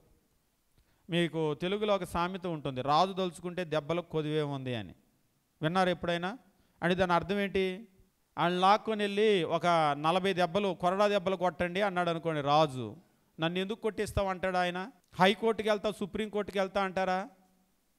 అది మున్సిపల్ కోర్టు అయినా, జిల్లా కోర్టు అయినా, హైకోర్టు అయినా, సుప్రీంకోర్టు అయినా అంతా ఆయనే. ఆయన చెప్పిందే శాసనమే. అంతే. ఆయన ఈడ్చుకొని వెళ్ళండి అంటే ఈడ్చుకొని వెళ్ళటం, కొట్టండి అంటే కొట్టడం, తల తీయండి అంటే తల తీయటం. ఇక అంతకు మించి అప్పీల్ చేసుకోవడానికి ఇంకెవరో ఉండరు. ఇక ఆయనే ఫైనల్ అనమాట. ఇక ఆయనకి మించి ఎవరు ఉండరు. అందుకనే మనం రాజుల కాలంలో కనుక చూసినట్లయితే మోనార్కీ అది. ఎందుకు ఈ విషయం చెప్తున్నానంటే దేవుని అధికారం ఎవరికి అర్థమవుతుందంటే డెమోక్రసీని ఆలోచన చేసే వాళ్ళకి ఎవరికి దేవుడు అర్థం కాడు. దేవుడు డెమోక్రసీ కాదు, మోనార్కీ. ఆయన మోనార్కీ అంటే ఆయన ఒక్కడే పరిపాలన చేస్తాడు. అంతేగాని అక్కడ సుప్రీంకోర్టులు, లేకపోతే కింది కోర్టులు, హైకోర్టులు, లేకపోతే జిల్లా కోర్టులు ఇలాంటివి ఏమి ఉండదు. ఆయన చెప్పిందే శాసనం. ఇది ఎవరికి అర్థమవుతుందంటే బైబిల్ ఎవరికి అర్థమవుతుందంటే ఒకే వ్యక్తి పరిపాలన చేస్తే ఎట్లా ఉంటుందో వాళ్ళకే అర్థమవుతుంది. ఇక్కడ అదే అంటున్నాడు అపోస్తులైనటువంటి పౌలు తెలియజేస్తూ. ఆయన ఏమంటున్నాడంటే అపోల్లో ఎవడు, పౌలు ఎవడు, పరిచారకులే కదా, ఒక్కొక్కరికి ప్రభు అనుగ్రహించిన ప్రకారము వారి ద్వారా మీరు విశ్వసించారు. ప్రభు అనుగ్రహించాడు. ఆ పని చేసుకునేటువంటి భాగ్యాన్ని, ఆయన సేవించుకునేటువంటి భాగ్యాన్ని ఆయన ఇచ్చాడు. ఆయన ఇచ్చినటువంటి దాన్ని బట్టి వాళ్ళు వచ్చి ప్రకటించారు. అంటే ఆ పౌలు తనే వెళ్ళి ప్రకటించాడు. నేను వచ్చి ప్రకటిస్తే మీరు విశ్వసించారు. అది నా క్రెడిట్ కాదు, నా గొప్పతనం కాదు. ఆ ప్రభువు మాకు అనుగ్రహించిన దాని ప్రకారము మేము వచ్చి మీకు చెప్పాం, మీరు విశ్వసించారు. 6వ వచనంలో అంటున్నాడు, నేను నాటాను, అపోల్లో నీళ్లు పోసాను, వృద్ధి కలుగజేసేవాడు దేవుడే. నేను వచ్చి నాటాను, అపోలో వచ్చి నీళ్లు పోసాడు, నా క్రెడిట్ లేదు, అపోలోకి క్రెడిట్ లేదు. మరి ఎవరికి క్రెడిట్ అంతా కూడా? మొత్తము కూడా క్రెడిట్ అంతా కూడా దేవునిదే. నన్ను నాటినటువంటి నన్ను పనిలో పెట్టుకుంది ఆయనే, నీళ్లు పోసినటువంటి అపోలోని పనిలో పెట్టుకుంది ఆయనే. అసలు ఇదంతా కూడా నాటించింది, వృద్ధి కలగజేసేది అంతా కూడా దేవుడే. ఒకవేళ నేను వచ్చి నాటాను, ఇప్పుడు మనం వెళ్ళి ఒక విత్తనాన్ని మట్టిలో వేసాం, ఆ మట్టిలో వేసినటువంటి విత్తనంలో నుంచి జీవం బయటికి రావాలంటే ఎవరి మీద ఆధారపడి ఉంటుంది? విత్తనం మన చేతిలో ఏముండదు. ఇప్పుడు మనము విత్తినటువంటి ప్రతి విత్తనంలోంచి జీవం బయటికి రాదు. కొన్ని విత్తనాల్లో వస్తుంది, కొన్ని విత్తనాల్లో రాదు. అది దేవుడిచ్చేటువంటిది. ఇప్పుడు మనం నీళ్లు పోసినా కానీ, ఇప్పుడు ఇవి కూడా ఉన్నాయి, వారం రోజుల నుంచి నీళ్లు పోస్తూనే ఉన్నాం, మధ్య మధ్యలో 2-3 సార్లు పోస్తూనే ఉన్నాను. ఫస్ట్ వచ్చినప్పుడు చాలా పచ్చగా ఉన్నాయి, పోయిన వారానికి కొంచెం పచ్చదనం తగ్గినాయి, ఈ వారం తలుపులు తీసేసరికి ఇంకా తగ్గినాయి, అలా తగ్గిపోతూ ఉన్నాయి. ఎండాకాలంలో మొక్కలు పెద్దగా బతకవు, జూన్ దాటిన తర్వాత కొనమని చెప్పారంట మొన్న బాలు ఒక చోటకి వెళ్తే, నర్సరీకి వెళ్తే. ఇప్పుడు మనం ఏం చేయగలం? ఇంకా అంతకంటే నీళ్లు పోయగలం, పోస్తున్నాం. ఇంకా వీళ్ళు అంటున్నారు నీళ్ళు సరిపోవు, ట్యాబ్లెట్లు వేయాలి, ఎక్స్పైర్ అయిపోయినాయో, లేకపోతే ఉల్లిపాయ తొక్కలో కోడిగుడ్లో ఏవో వేయాలని అంటున్నారు. పోనీ అవి కూడా తెచ్చేస్తాము, అవి వేసిన తర్వాత కూడా వాడిపోతే ఇంకా మనం ఏం చేయగలం? ఇంకా మనం అంతకంటే ఏం చేయలేము. అంటే ఒక మొక్క అయినా సరే మనం ఏం చేయగలం అంటే, నాటేవాళ్ళు నాటగలరు, నాటారని వాళ్ళ చేతిలో ఏమీ లేదు. నీళ్లు పోయాలి అంటే నీళ్లు పోయగలము, నీళ్లు పోసామంటే అది పెరిగిందంటే మన క్రెడిట్ కాదు, అది పూర్తిగా దేవునికి సంబంధించినటువంటిదే. అదే ఇక్కడ తెలియజేస్తున్నాడు. ఏమంటున్నాడంటే, నేను నాటాను, అపోల్లో నీళ్లు పోసాడు, వృద్ధి కలగజేసిన వాడు దేవుడే. 7వ వచనంలో, కాబట్టి వృద్ధి కలగజేయు దేవునిలోనే కానీ నాటువానిలోనైనను నీళ్లు పోయి వానిలోనైనను ఏమీ లేదు. నాటేవానిలో అంటే నాలో ఏమి లేదు, నాటినోడిని, నీళ్లు పోసిన అపోలోలో ఏమి లేదు, మేమిద్దరం గాలి. ఆయన పంపించాడు, మేము వచ్చి మాకు పురమాయించబడినటువంటి మా కూలి పని ఏదో మేము చేసుకొని వెళ్ళాం, మేము ఏం చేసామో దానికి అక్కడికి వెళ్తాం, ఆయన మాకు కూలిస్తాడు. అంతేగాని ఇదంతా మాకు సంబంధించిన పని కాదు. దీని ఓనర్ ఎవరంటే దేవుడు. నాటించుకున్న ఆయన ఆయనే, నీళ్లు పోయించుకున్న ఆయన ఆయనే, ఇదంతా కూడా దేవునికి సంబంధించినటువంటిది. 8వ వచనం, నాటువాడును నీళ్లు పోయేవాడును ఒకటే, ప్రతివాడు తను చేసిన కష్టము కొలది జీతం పుచ్చుకొను. నాటేవాడు కూలోడే, నీళ్లు పోసినోడు కూలోడే, ఇది రెండు కూడా ఒకటే. మేము చేసినటువంటి పనిని బట్టి మేము జీతం పుచ్చుకుంటాము. కాబట్టి ఇక్కడ మనం గమనించవలసినటువంటి విషయం ఏమిటి అంటే, దేవుని పనిలో మనం అందరం కూడా పరిచర్య చేసేటువంటి వాళ్ళమే. ఈ పరిచర్య అప్పగించటము అనేటువంటిది ఆయన చేతిలో ఉంది. ఆయన ఎవరి చేతిలో ఆ పని పెడతాడో వాళ్ళ ఇష్టం ఇక అది. ఎప్పుడైనా మీరు ఆలోచన చేశారా? అంటే మీ దాకా వచ్చి ఉండదు కానీ సేవకులు ఆలోచన చేస్తూ ఉంటారు. ఒకసారి ఒక ఆయన అన్నాడు, ఆయనకంటే ఈ ఊర్లో ముందు నేను సేవ స్టార్ట్ చేసింది అన్నాడు. ఎదురాయన అన్నాడు, సో వాట్, అయితే ఏంటి, నువ్వు సేవ స్టార్ట్ చేసే ఊరిలో 26 సంవత్సరాల క్రితం సేవ స్టార్ట్ చేసావు, నీ దగ్గర 14 మంది ఉన్నారు, 26/14 కనుక కొట్టినట్లయితే ఎట్లా వస్తుంది? 26/14 కాదు, 14/26. 14/26 కొడితే అంటే ఎందుకు కొట్టాలని అంటారేమో, 14/26 కొడితే ఒక సంవత్సరానికి నువ్వు ఎన్ని ఆత్మలు రక్షించావు వస్తుంది, అంతే కదా. ఒక ఆత్మ కూడా రాదు, 0.6 0.7 వస్తుంది. 26 సంవత్సరాల క్రితం ఈ ఊర్లో సేవ స్టార్ట్ చేసి, మొదటి సేవ స్టార్ట్ చేసి నువ్వు 14 ఆత్మలు నువ్వు ఇప్పటిదాకా నువ్వు సంపాదించావు. మరి ఈయన నిన్న కాక మొన్న వచ్చాడని అంటున్నావు, ఓకే, ఆయన వచ్చి ఒక 4 ఏళ్ళు 4.5 సంవత్సరాలు అయింది. ఇప్పటికి దాదాపుగా 48 మందిని కూర్చోబెట్టాడు, దేవుని దగ్గరికి, ప్రభు దగ్గరికి నడిపించాడు. కాబట్టి నేను ముందు వచ్చానంటే కాదు. ఒకసారి ఆర్టీసీ బస్సు ఎక్కగానే మన ఆంధ్ర రాష్ట్రంలో ఎట్లా ఉంటుందంటే, ఆర్టీసీ బస్సు ఎక్కగానే ముందు లోపల కర్చీఫ్ వేసేస్తారు సీట్లో. మీరు ఎప్పుడు చూడలేదా? ఆర్టీసీ బస్సు ఎక్కే వాళ్ళకి బాగా తెలుసు. ఒకసారి చందు నేను వెళ్తే కూడా అలాగనే వేస్తారేమో అని చెప్పేసి బాగా రష్గా ఉంటే వేస్తే, వాళ్ళెవరో ఎక్కి ఆ కర్చీఫ్ తీసి అలాగే ఇసిరేసి కూర్చున్నారు. ఏంటంటే కర్చీఫ్ ఉంది కంటే అదిగో అటే వేసే అంటున్నారు. వాళ్ళ ఏరియాలో కర్చీఫ్లు వేయరంట. కొన్ని ఏరియాల్లో వేస్తూ ఉంటారు, కొన్ని ఏరియాలో వేయరు. కాబట్టి కొన్ని ఏరియాల్లో ఏంటంటే కర్చీఫ్ అంటే ఎవరో మర్చిపోయారేమో అని చెప్పేసి తీసి అవతల ఇసిరేసి కూర్చుంటూ ఉంటారు, అంతే కదా. అయితే మన ఏరియాలో మనకు బాగా తెలుసు, ముందెక్కిన వాళ్ళు రిజర్వ్ చేసుకోవటం అనమాట, అంతే కదా. ముందెక్కిన వాళ్ళు ఏ కర్చీఫ్నో, మీరు తెలంగాణ వెళ్తే కండ వేస్తారు, అసలు ఈ చివరి నుంచి ఆ చివరి వరకు ట్రైన్లో అంత పెద్ద సీట్లో కూడా కండ వేసేస్తారు, టవల్ వేసేస్తాడు. అది వేసారు అంటే రిజర్వ్ చేసుకున్నట్టు, అంటే గవర్నమెంట్ దగ్గర రిజర్వ్ చేసుకోలేదు, అలా రిజర్వ్ చేసుకున్నట్టు అది లెక్క అనమాట. అలాగా ఇప్పుడు కొంతమంది సేవకు కూడా ఊరిలోకి నేను ముందొచ్చాను కాబట్టి ఈ ఊరు నేను రిజర్వ్ చేసుకున్నాను, ఖర్చు వేసినట్టు కండ వేసినట్టు మాట్లాడుతూ ఉంటారు. నువ్వు ముందొస్తే ఏంటి? ఇప్పుడు దేవుడు ఇప్పుడు 1 ఎకరం పొలం ఉందనుకోండి, ఒక యజమాని ఉన్నాడు, ఒక పనోడిని దింపాడు, నువ్వు అటువైపు పని చేయ అన్నాడు. ఇంకో పనోడిని దింపాడు, నువ్వు ఇటువైపు నుంచి పని చేయ అన్నాడు. అది ఆయన ఇష్టం. ఆల్రెడీ నేను ఉన్నాను కదా, ఈయన్ని ఎందుకు దింపావని నువ్వు యజమాని దగ్గరికి వెళ్ళి పోట్లాడగలవా? ఆయన దిగితే నేను చేయనండి అని చెప్పేసి నువ్వు అనగలవా? ఒకవేళ అంటే అయితే వెళ్ళిపో అంటాడు. ఆయన ఇష్టం. ఒకవేళ ఆయనకి నచ్చలేదనుకోండి, నువ్వు ఇటురా అంటాడు. నీ మూల నుంచి నిన్ను పిలిచి నువ్వు ఇటెళ్ళు అంటాడు, ఆయన ఇటెళ్ళు అంటాడు. ఆయన యజమాని. ఆయన ఎక్కడైతే పెట్టుకుంటాడో, ఏ పని అయితే పురమాయిస్తాడో ఆ పని మనం చేయాలి. అంటే దేని గురించి నేను మాట్లాడుతున్నానంటే, ఈరోజు మనం చేసేటువంటి సేవ కూడా ఒక్కొక్కసారి అప్పుడప్పుడు నేను చెప్తూ ఉంటాను, సేవ మేము చేయాలి అనుకుంటే అయ్యేది కాదు. నేను ఎప్పుడు మీకు చెప్పే ఒక ఎగ్జాంపుల్ ఒకటి ఉంది.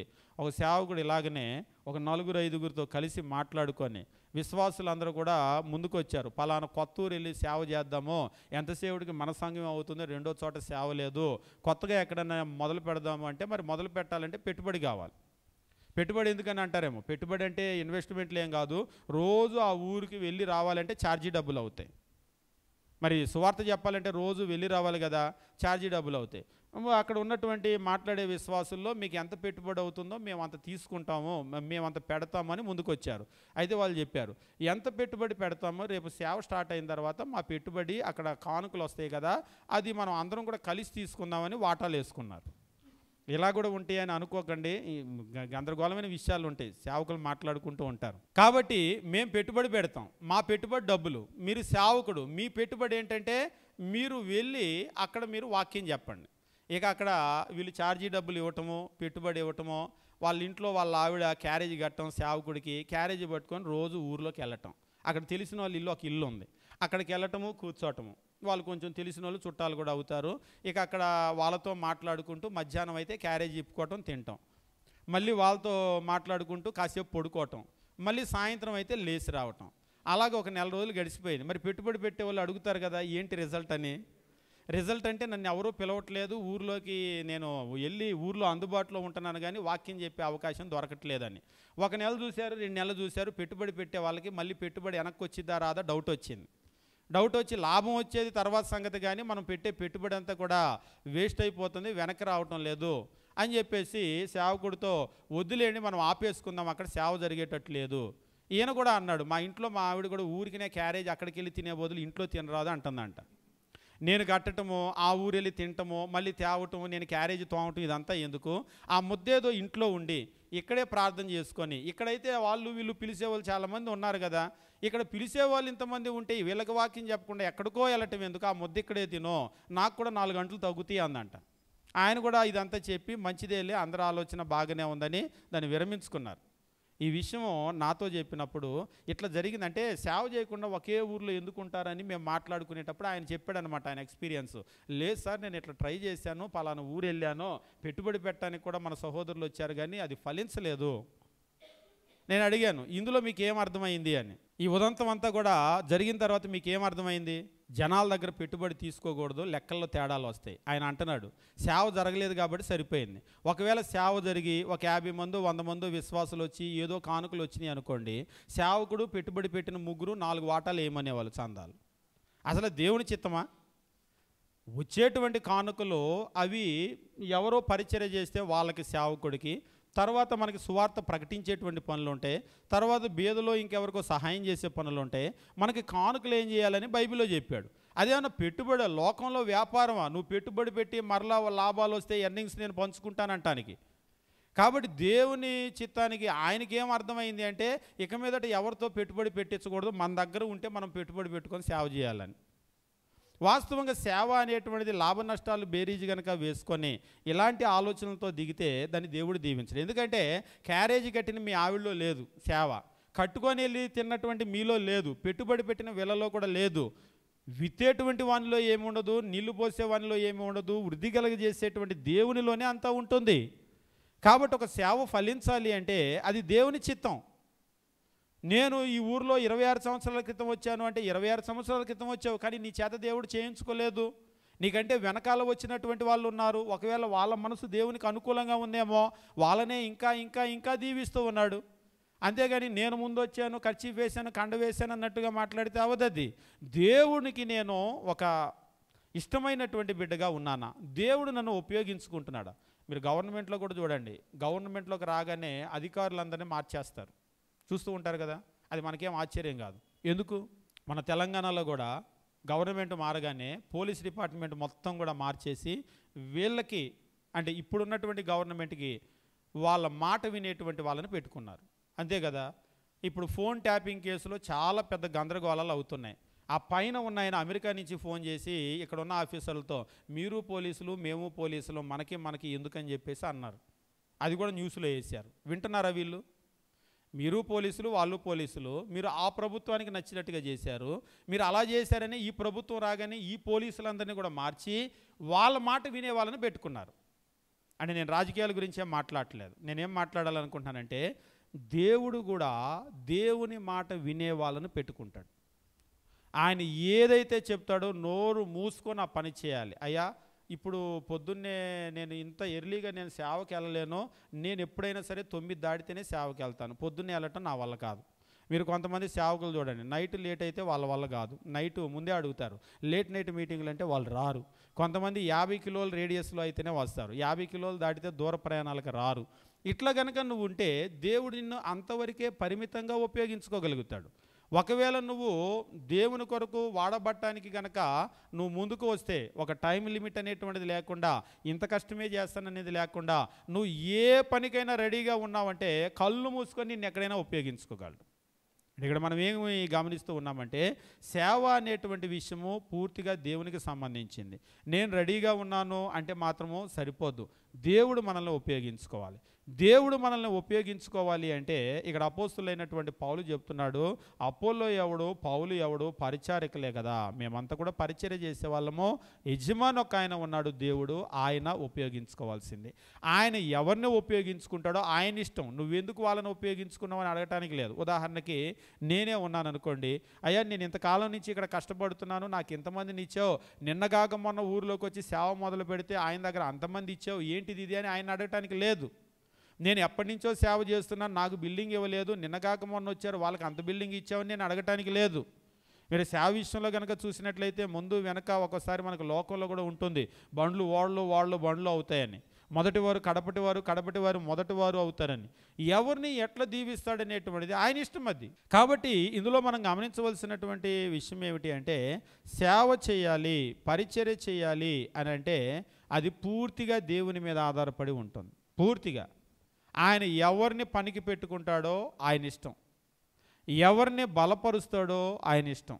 అయితే ఇందులో కొన్ని విషయాలు కూడా చెప్పాను. ఎవరిని పెట్టుకుంటాడు అంటే ఎవరో పనికిమాలిన వాళ్ళని అయితే ఖచ్చితంగా పెట్టుకోరు, ఆయన మనస్సుకు నచ్చినటువంటి వాళ్ళని పెట్టుకుంటాడు. మీరు ఎప్పుడైనా సరే ఒక వెనక్కి తిరిగి ఒక చిన్న ఇది చేయండి. మీరు ఏం చేస్తారంటే ఒక సర్వే లాగా దీవించబడిన ఆశీర్వదించబడినటువంటి సేవకులు, అంటే ఆత్మ సంబంధంగా ఒక మంచి సంఘాలు కట్టి సేవ చేసినటువంటి సేవకులను చూడండి ఎప్పుడైనా సరే ఒకవైపు. రెండో వైపు మేము వచ్చి 10 ఏళ్ళు 25 ఏళ్ళు ఇట్లా అంటారు కదా, ఈ 10 ఏళ్ళు 25 ఏళ్ళు చాలా కాలమైనా కానీ పట్టుమంది 10 మంది కూడా లేనటువంటి సంఘాలను చూడండి.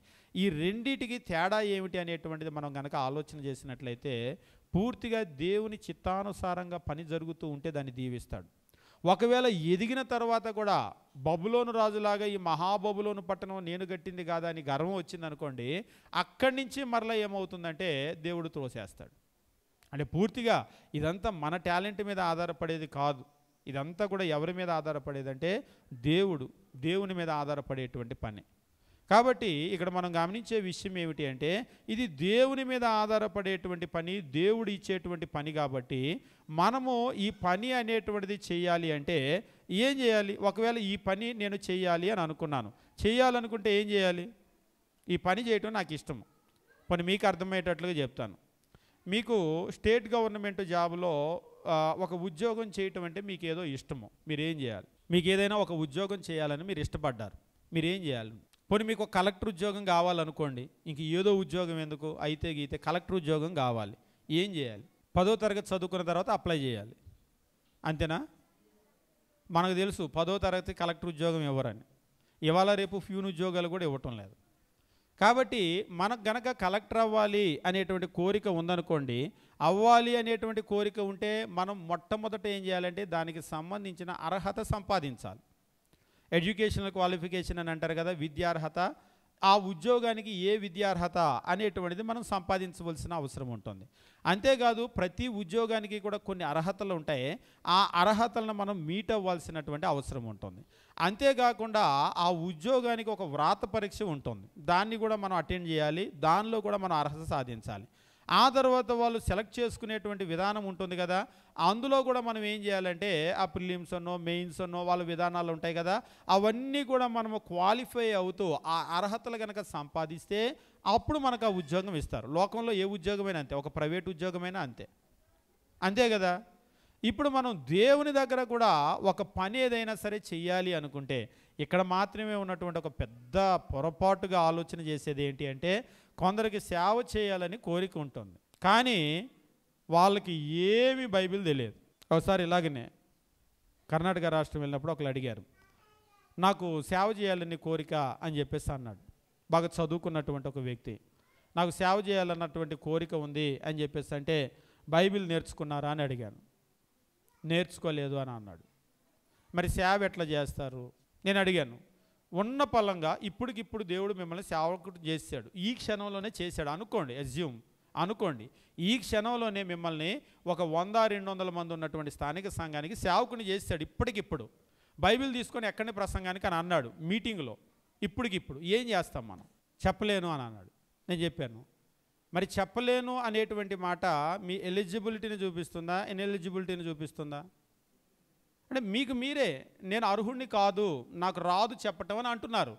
ఫస్ట్ మనం ఏం చేయాలంటే ఏదైనా ఒక పని చేయాలి అనుకున్నప్పుడు ఆ పనిని నేర్చుకోవాలి. నీకు కార్ డ్రైవ్ చేయాలని ఉంది, చేయాలని ఉన్నప్పుడు మనం ఏం చేయాలి? ముందు డ్రైవింగ్ నేర్చుకొని కనుక ఉంటే ఆ పని మన చేతిలో పెట్టడానికి అవకాశం ఉంటుంది. నాకు డ్రైవింగ్ రాదు కానీ డ్రైవింగ్ చేయాలని ఉందంటే ఎప్పటికీ డ్రైవింగ్ ఎవరు మనకి? అంటే నేను డ్రైవింగ్ గురించే మాట్లాడట్లేదు, ఏ పనైనా సరే మీకు నేర్చుకున్న వాళ్ళకే పని ఇస్తూ ఉంటారు. అంటే ఇది సేవకులకు అప్పుడప్పుడు నేను చెప్పేటువంటి మాట. ఒక్కొక్కసారి వాళ్ళకి అంత పని ఇచ్చారు, వీళ్ళకి ఇంత పని ఇచ్చారు, వాళ్ళైతే చాలా పని చేస్తూ ఉన్నారని అంటూ ఉంటారు. ఇప్పుడు మనం ఎక్కువ పనిని కోరుకుంటూ ఉంటాం. ఎక్కువ పనిని కోరుకునేటప్పుడు మనం ఆలోచన చేయాల్సింది ఏంటంటే ఎక్కువ పనిని మనం చేయగలమా, మోయగలమా? ఒకసారి చిన్నపిల్లలు ఏం చేస్తారంటే పెద్దవాళ్ళు బిందెతో నీళ్ళు తెచ్చేటప్పుడు నాకు కూడా బిందె ఇవ్వు, నా మీద కూడా బిందె పెట్టండి అని అంటారు. చూసారు ఎప్పుడైనా బరువు? వాళ్ళకు కూడా అది చూస్తే నేను కూడా మొయ్యాలి అని అనిపిస్తూ ఉంటుంది. నా మీద పెట్టమని అంటారు, నా పైకి ఎత్తండి బిందె, బరువు ఎత్తండి అని అంటారు. పెద్దవాళ్ళు ఎత్తుతారా? ఎందుకు ఎత్తరు? వాళ్ళు ఏడుస్తారు కూడా. వాళ్ళు ఏడ్చారని వీళ్ళు ఏం చేస్తారంటే బరువంతా వాళ్ళు పట్టుకొని ఇలాగ భుజం మీదో తల మీదో పెట్టి వాళ్ళు అలా కొద్దిగా దూరం పట్టుకెళ్తారు. లేదు అంటే ఇంకొంతమంది ఏం చేస్తారంటే ఆ బిందులో కొంచెం నీళ్లు పోసి సరే మీద పెట్టి పదని అంటారు. అట్లా కాదు, ఎందుకంటే చిన్నప్పుడు మేము కూడా అట్లా కాదు నిండా పోయండి అనేవాళ్ళం. నిండా పోస్తే అది అవ్వదు, మాకు తెలియదు కానీ పెట్టే వాళ్ళకి తెలుసు కదా నిండా పోస్తే అవ్వదని. అంటే నేను దేని గురించి మాట్లాడుతున్నానంటే ఈరోజు పెద్ద పని భారం మన మీద ఎత్తుకోవాలని మనకు ఉంటుంది, కానీ మనం ఎంత పని భారాన్ని మోయగలమో ఎవరికి తెలుసు? దేవునికి తెలుసు. ఆయన మనం ఎంత మొయ్యగలమో అంత పని భారమే పెడతాడు. కాబట్టి ఆ పని మనకు అప్పగించాలంటే ఆయన ఏమో అప్పగించలేక కాదు, ఆ పనిని మొయ్యగలిగినటువంటి శక్తి మన దగ్గర లేదు.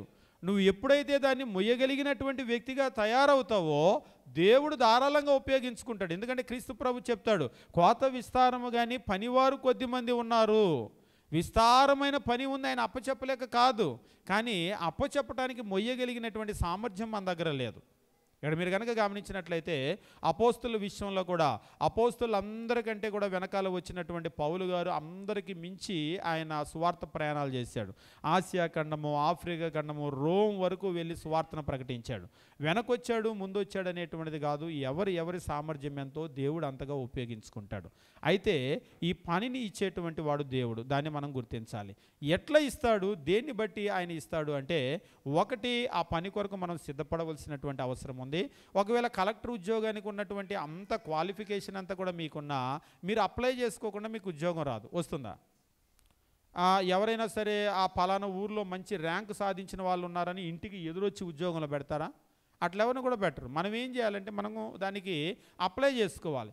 దేవుని దగ్గర కూడా మనం గమనించినప్పుడు కొలస్సీలకు రాసినటువంటి పత్రిక మనం చూసినట్లయితే దేవుని వాక్యం ఈ రీతిగా తెలియజేస్తూ ఉంటాడు. అపోస్తులైనటువంటి పౌలు కొలస్సీలకు రాసినటువంటి పత్రిక మనం గమనించినప్పుడు 4వ అధ్యాయము మనం గమనించినట్లయితే 2-4 వచనాలు మనం చూసినప్పుడు దేవుని వాక్యం ఈ రీతిగా చెప్తూ ఉంటాడు. ప్రార్థన యందు నిలకడగా ఉండి కృతజ్ఞత గలవారై దాని యందు మెలకువగా ఉండుడి. ప్రార్థన యందు నిలకడగా ఉండి కృతజ్ఞత గలవారై దాని యందు మెలకువగా ఉండండి. నిలకడగా ఉండండి, మెలకువగా ఉండండి. మరియు నేను బంధకముల్లో ఉంచబట్టుకు కారణమైన క్రీస్తు మర్మమును గూర్చి నేను బోధింపవలసిన విధముగా ఆ మర్మాన్ని వెల్లడిపరుచున్నట్లు వాక్యము చెప్పుటకు అనుకూలమైన సమయము దేవుడు దయచేయాలని, బాగా గమనించండి, వాక్యము చెప్పుటకు అనుకూలమైన సమయము దేవుడు దయచేయాలని మా కొరకు ప్రార్థించుడి. వాక్యం చెప్పడానికి అనుకూలమైనటువంటి సమయము దేవుడు దయచేయాలని మా కొరకు ప్రార్థన చేయండి. మీరు కనుక మా కొరకు ప్రార్థన చేస్తే దేవుడు వాక్యం చెప్పడానికి మాకు అనుకూలమైన సమయం ఇస్తాడు. మరలా చెప్తున్నాను, వాక్యం ప్రకటించేది సేవకులైనా సరే, సేవకులకు వాక్యం ప్రకటించేటువంటి అనుకూలమైనటువంటి సమయం కావాలి అంటే అదేమి వంట కాదు, మనం తయారు చేయడానికి అనుకూలమైన సమయము. సమయం అనేటువంటిది దేవుని ఆధీనంలో ఉంటుంది. ఆ సమయము దేవుడు ఇవ్వాలంటే ఎలా ఇస్తాడు?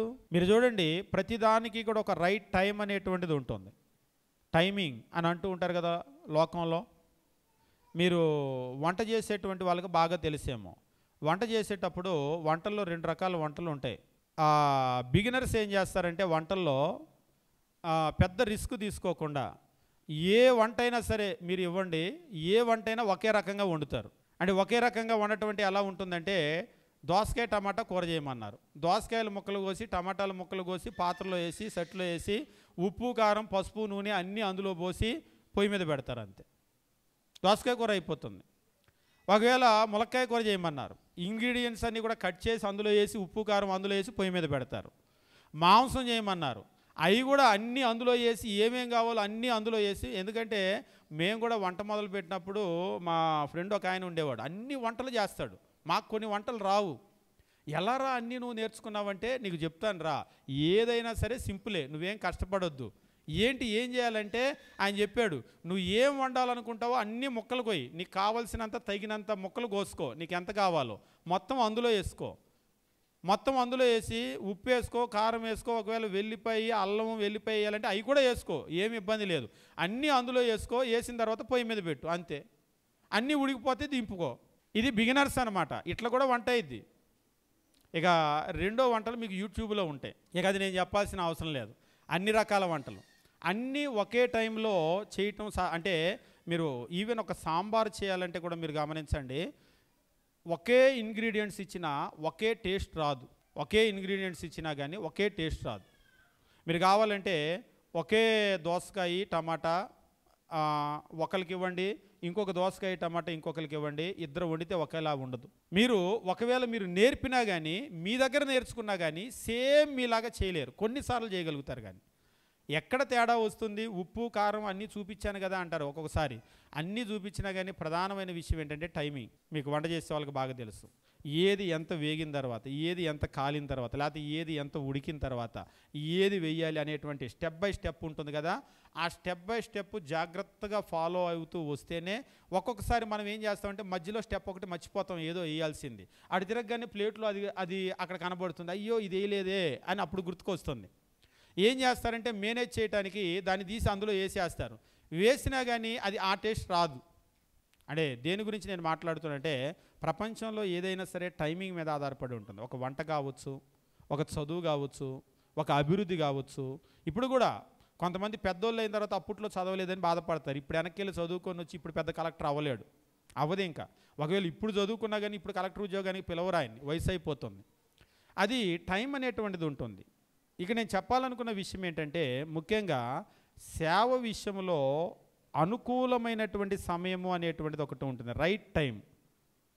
ఆ రైట్ టైంలో మనం చేసినప్పుడు మాత్రమే రిజల్ట్ అనేటువంటిది వస్తూ ఉంటుంది. అంతేగాని మనము సమయం కానటువంటి సమయంలో కనుక చేసామనుకోండి రిజల్ట్ రాదు. అంటే నేను ఎందుకు ఈ విషయం చెప్తున్నానంటే, ఒక్కొక్కసారి వీళ్ళకి నేను వాక్యం చెప్పానండి మారలేదు అన్నాడు ఒక ఆయన. వాళ్ళకి వాక్యం చెప్పాను, నేను 4 సంవత్సరాల క్రితం మారలేదు అన్నాడు. అదేంటి, పోయిన నెల నేను వాళ్ళ ఇంట్లోకి వెళ్ళి వాళ్ళకి అక్కడ ప్రార్థన పెట్టి చెప్పినప్పుడు ఆయన బాప్తిసం పొందాడుగా అన్నాడు. అదేంటి, నేను వాక్యం అంతా చెప్పాను అప్పుడు మారలేదంటే? అప్పుడు రైట్ టైం కాదు, ఆయన వినేటువంటి లోబడేటువంటి ఆ స్థితిలో లేడు. కానీ ఈ 4 సంవత్సరాల తర్వాత ఏమైందో తెలియలేదు.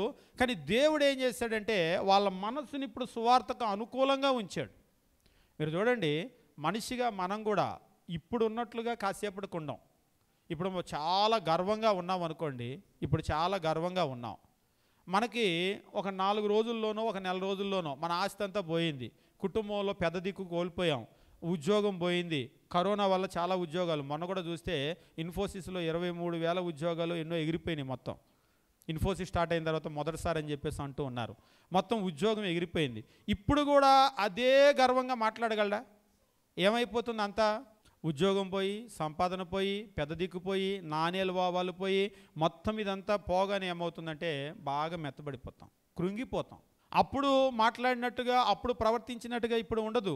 అంటే మనిషిగా ఏంటంటే మన పరిస్థితులను బట్టి మనుషులు, అంటే కొందరు ఉంటారు ఏం వచ్చినా ఏం రాకపోయినా ఏం పోయినా ఎప్పుడు ఒకలాగానే ఉంటారు. ఒకలాగా అంటే ఒక్కొక్కరు ఉంటారు ఏమున్నా ఏమి లేకపోయినా ఎప్పుడు తగ్గింపు కలిగి విధేయత కలిగి ఉంటారు. కొందరు ఉంటారు ఏమున్నా ఏమి లేకపోయినా అహంకారంగానే ఉంటారు. అంటే ఈ విషయం నేను ఎందుకు చెప్తున్నానంటే, చాలా కాలం క్రితం ఒకసారి ఒక ఆయన ఒక సేవకుని గురించి అడిగాడు. పలానా ఆయన తెలుసా అని. తెలుసు అన్న.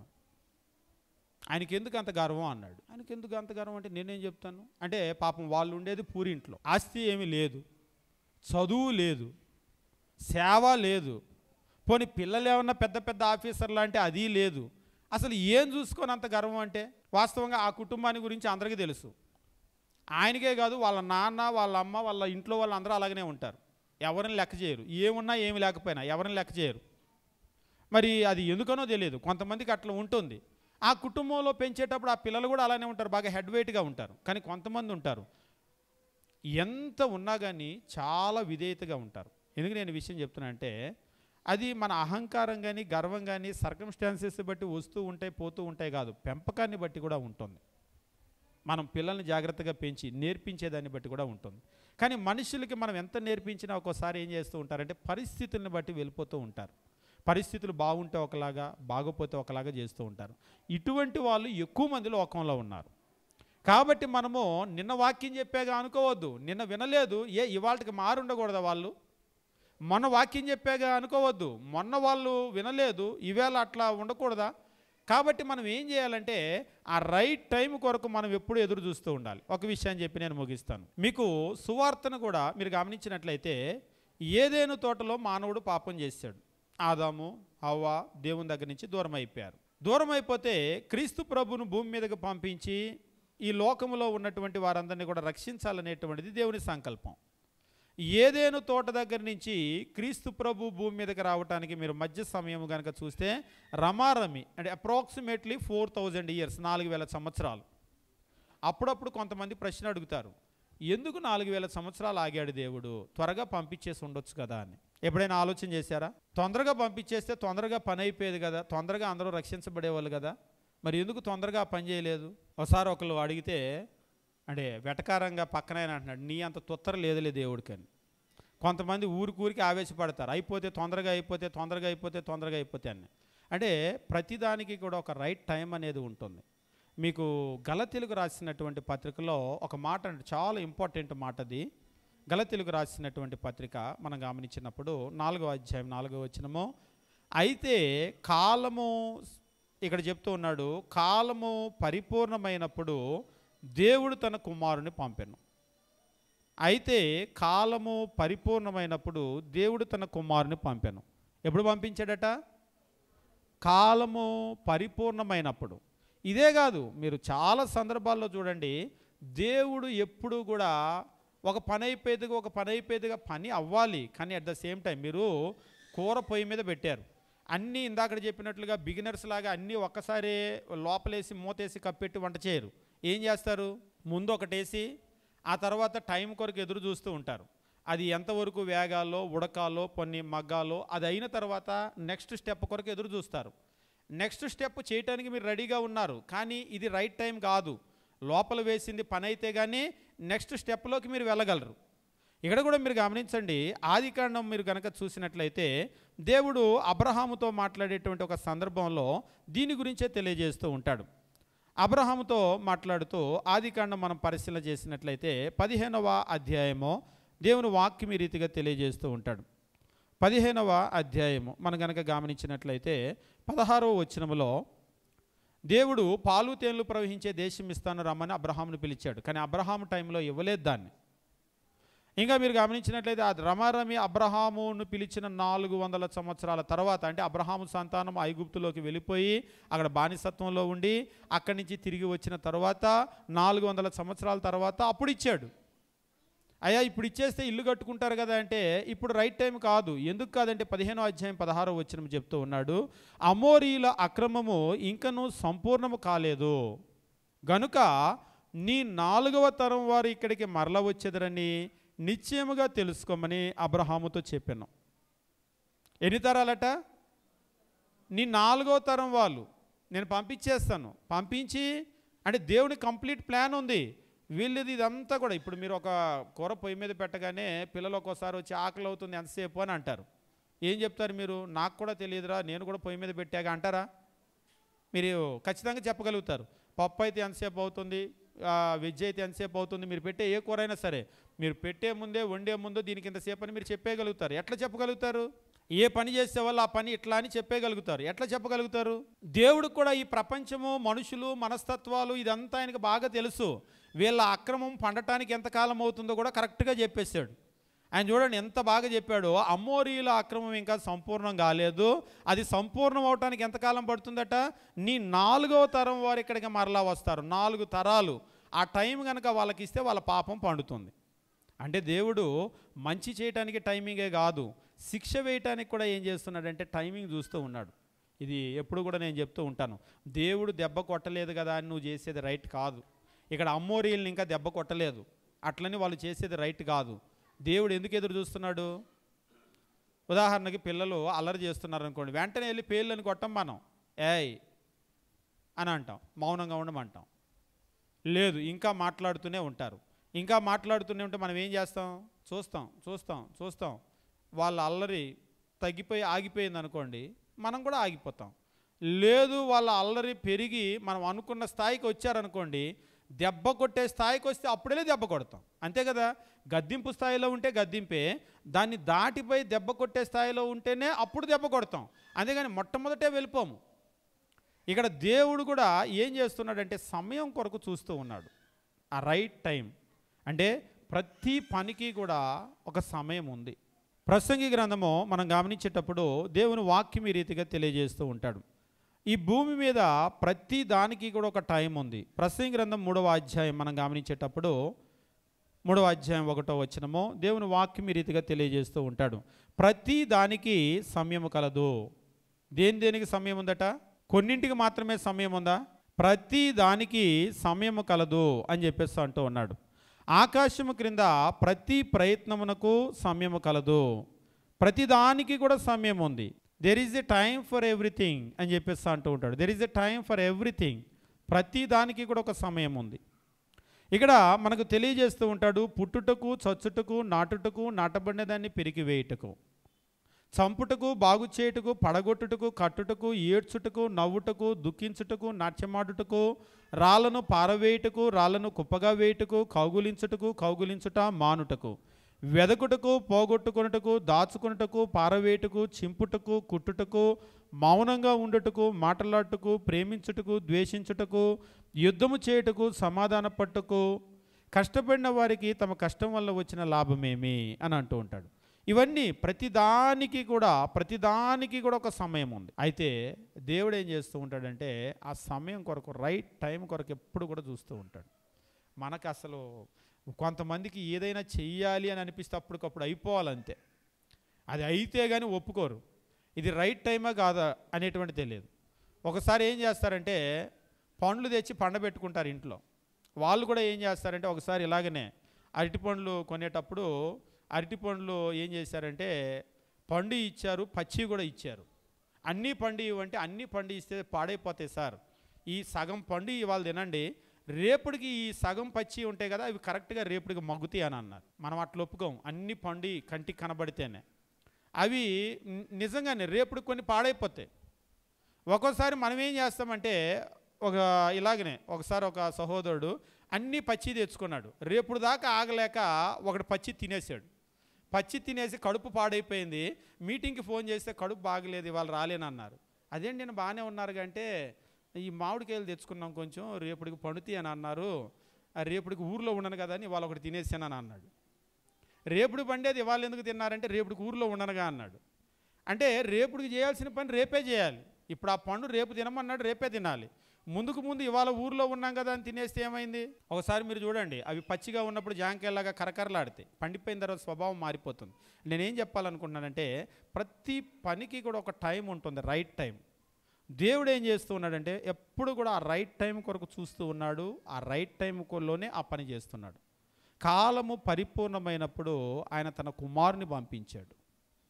ప్రతిదానికి కూడా ఒక రైట్ టైం అనేటువంటిది ఉంది. ఆ రైట్ టైం అనేటువంటిది ఇంకా చెప్పాలి అంటే ఆ రైట్ టైంలో చేస్తేనే అది అవుతుంది, దానికి ముందు చేసిన అవ్వదు, దాని తర్వాత చేసిన అవ్వదు. ఒక చిన్న ఉదాహరణ, మీరు వంట చేసేటప్పుడు మీరు ఎదురు చూస్తూ ఉంటారు కదా, అది ఉడుకుతుందేమో మగ్గుతుందేమో అని చెప్పేసి కరెక్ట్గా మీరు చూస్తూ ఉంటారు.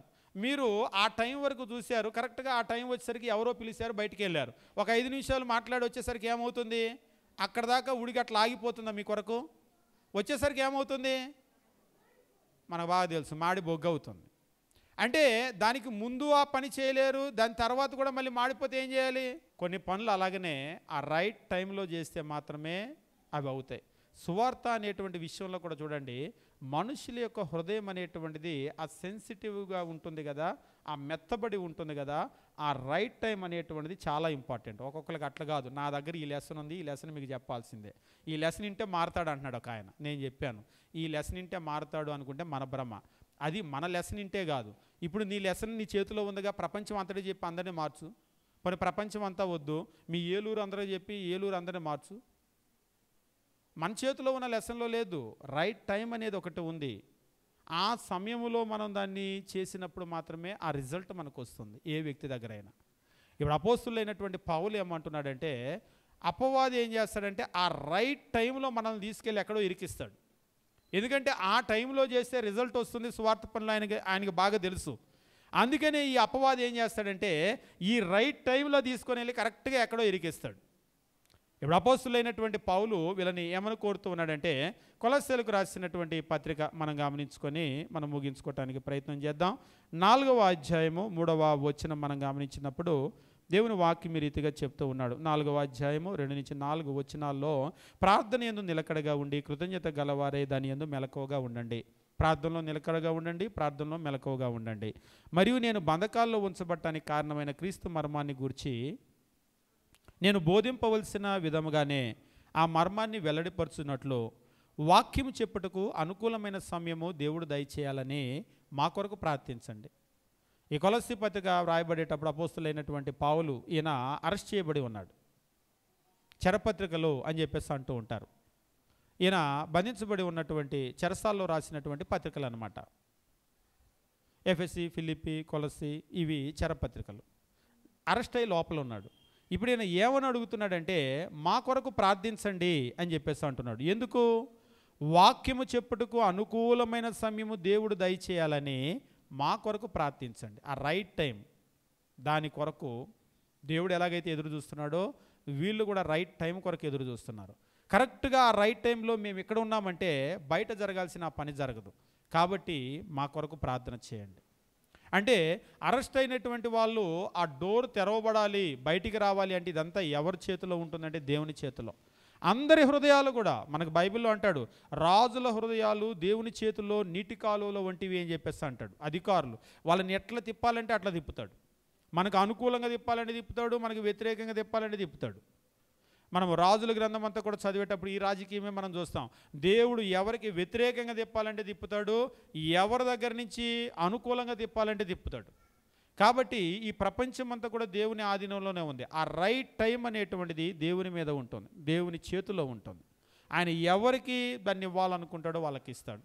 కాబట్టి పరిచర్య అనేటువంటిది పూర్తిగా దేవునికి సంబంధించింది. పౌలు ఎవడు, అపోల్లో ఎవడు, వాళ్ళంతా కూడా పని వాళ్ళే. ఈరోజు మనమందరం కూడా పని వాళ్ళమే. పని చేయాలి అని అంటే ఆ అర్హత మనం సంపాదించి టాపీ పని చేయాలనుకున్నాం, టాపీ పని నేర్చుకొని వెళ్ళిపోయి అక్కడ నిల్చున్నాం అనుకోండి, పనికి ఎవరన్నా పిలుస్తారు. టాపీ పని రాకుండా అయ్యా నాకు ఏ పని లేదు టాపీ పని పిలవండి అంటే పిలుస్తారా? పని వచ్చా అని అడుగుతారు ఫస్ట్, రాకపోతే పంపించేస్తారు. ఏ పనైనా అంతే, సువార్త పని కూడా అంతే. ఇప్పుడు ఉన్న పలంగా కనుక ఎవరికైనా వాక్యం చెప్పాలి అంటే చెప్పగలరా? మనకు మనమే ప్రశ్న వేసుకుంటే, నేను చెప్పలేను అనుకుంటే మరి నిన్ను ఎట్లా దేవుడు వాడుకుంటాడు? కాబట్టి మనకి ఏ పని వచ్చో ఆ పనికి ఆయన వాడుకోగలడు. కొంతమంది ఏమనుకుంటారంటే దేవుడే రాత్రికి రాత్రి బుర్ర నిండా వాక్యం నింపేసి తెల్లారేసరికి వాడుకుంటాడేమో అని అనుకుంటారు.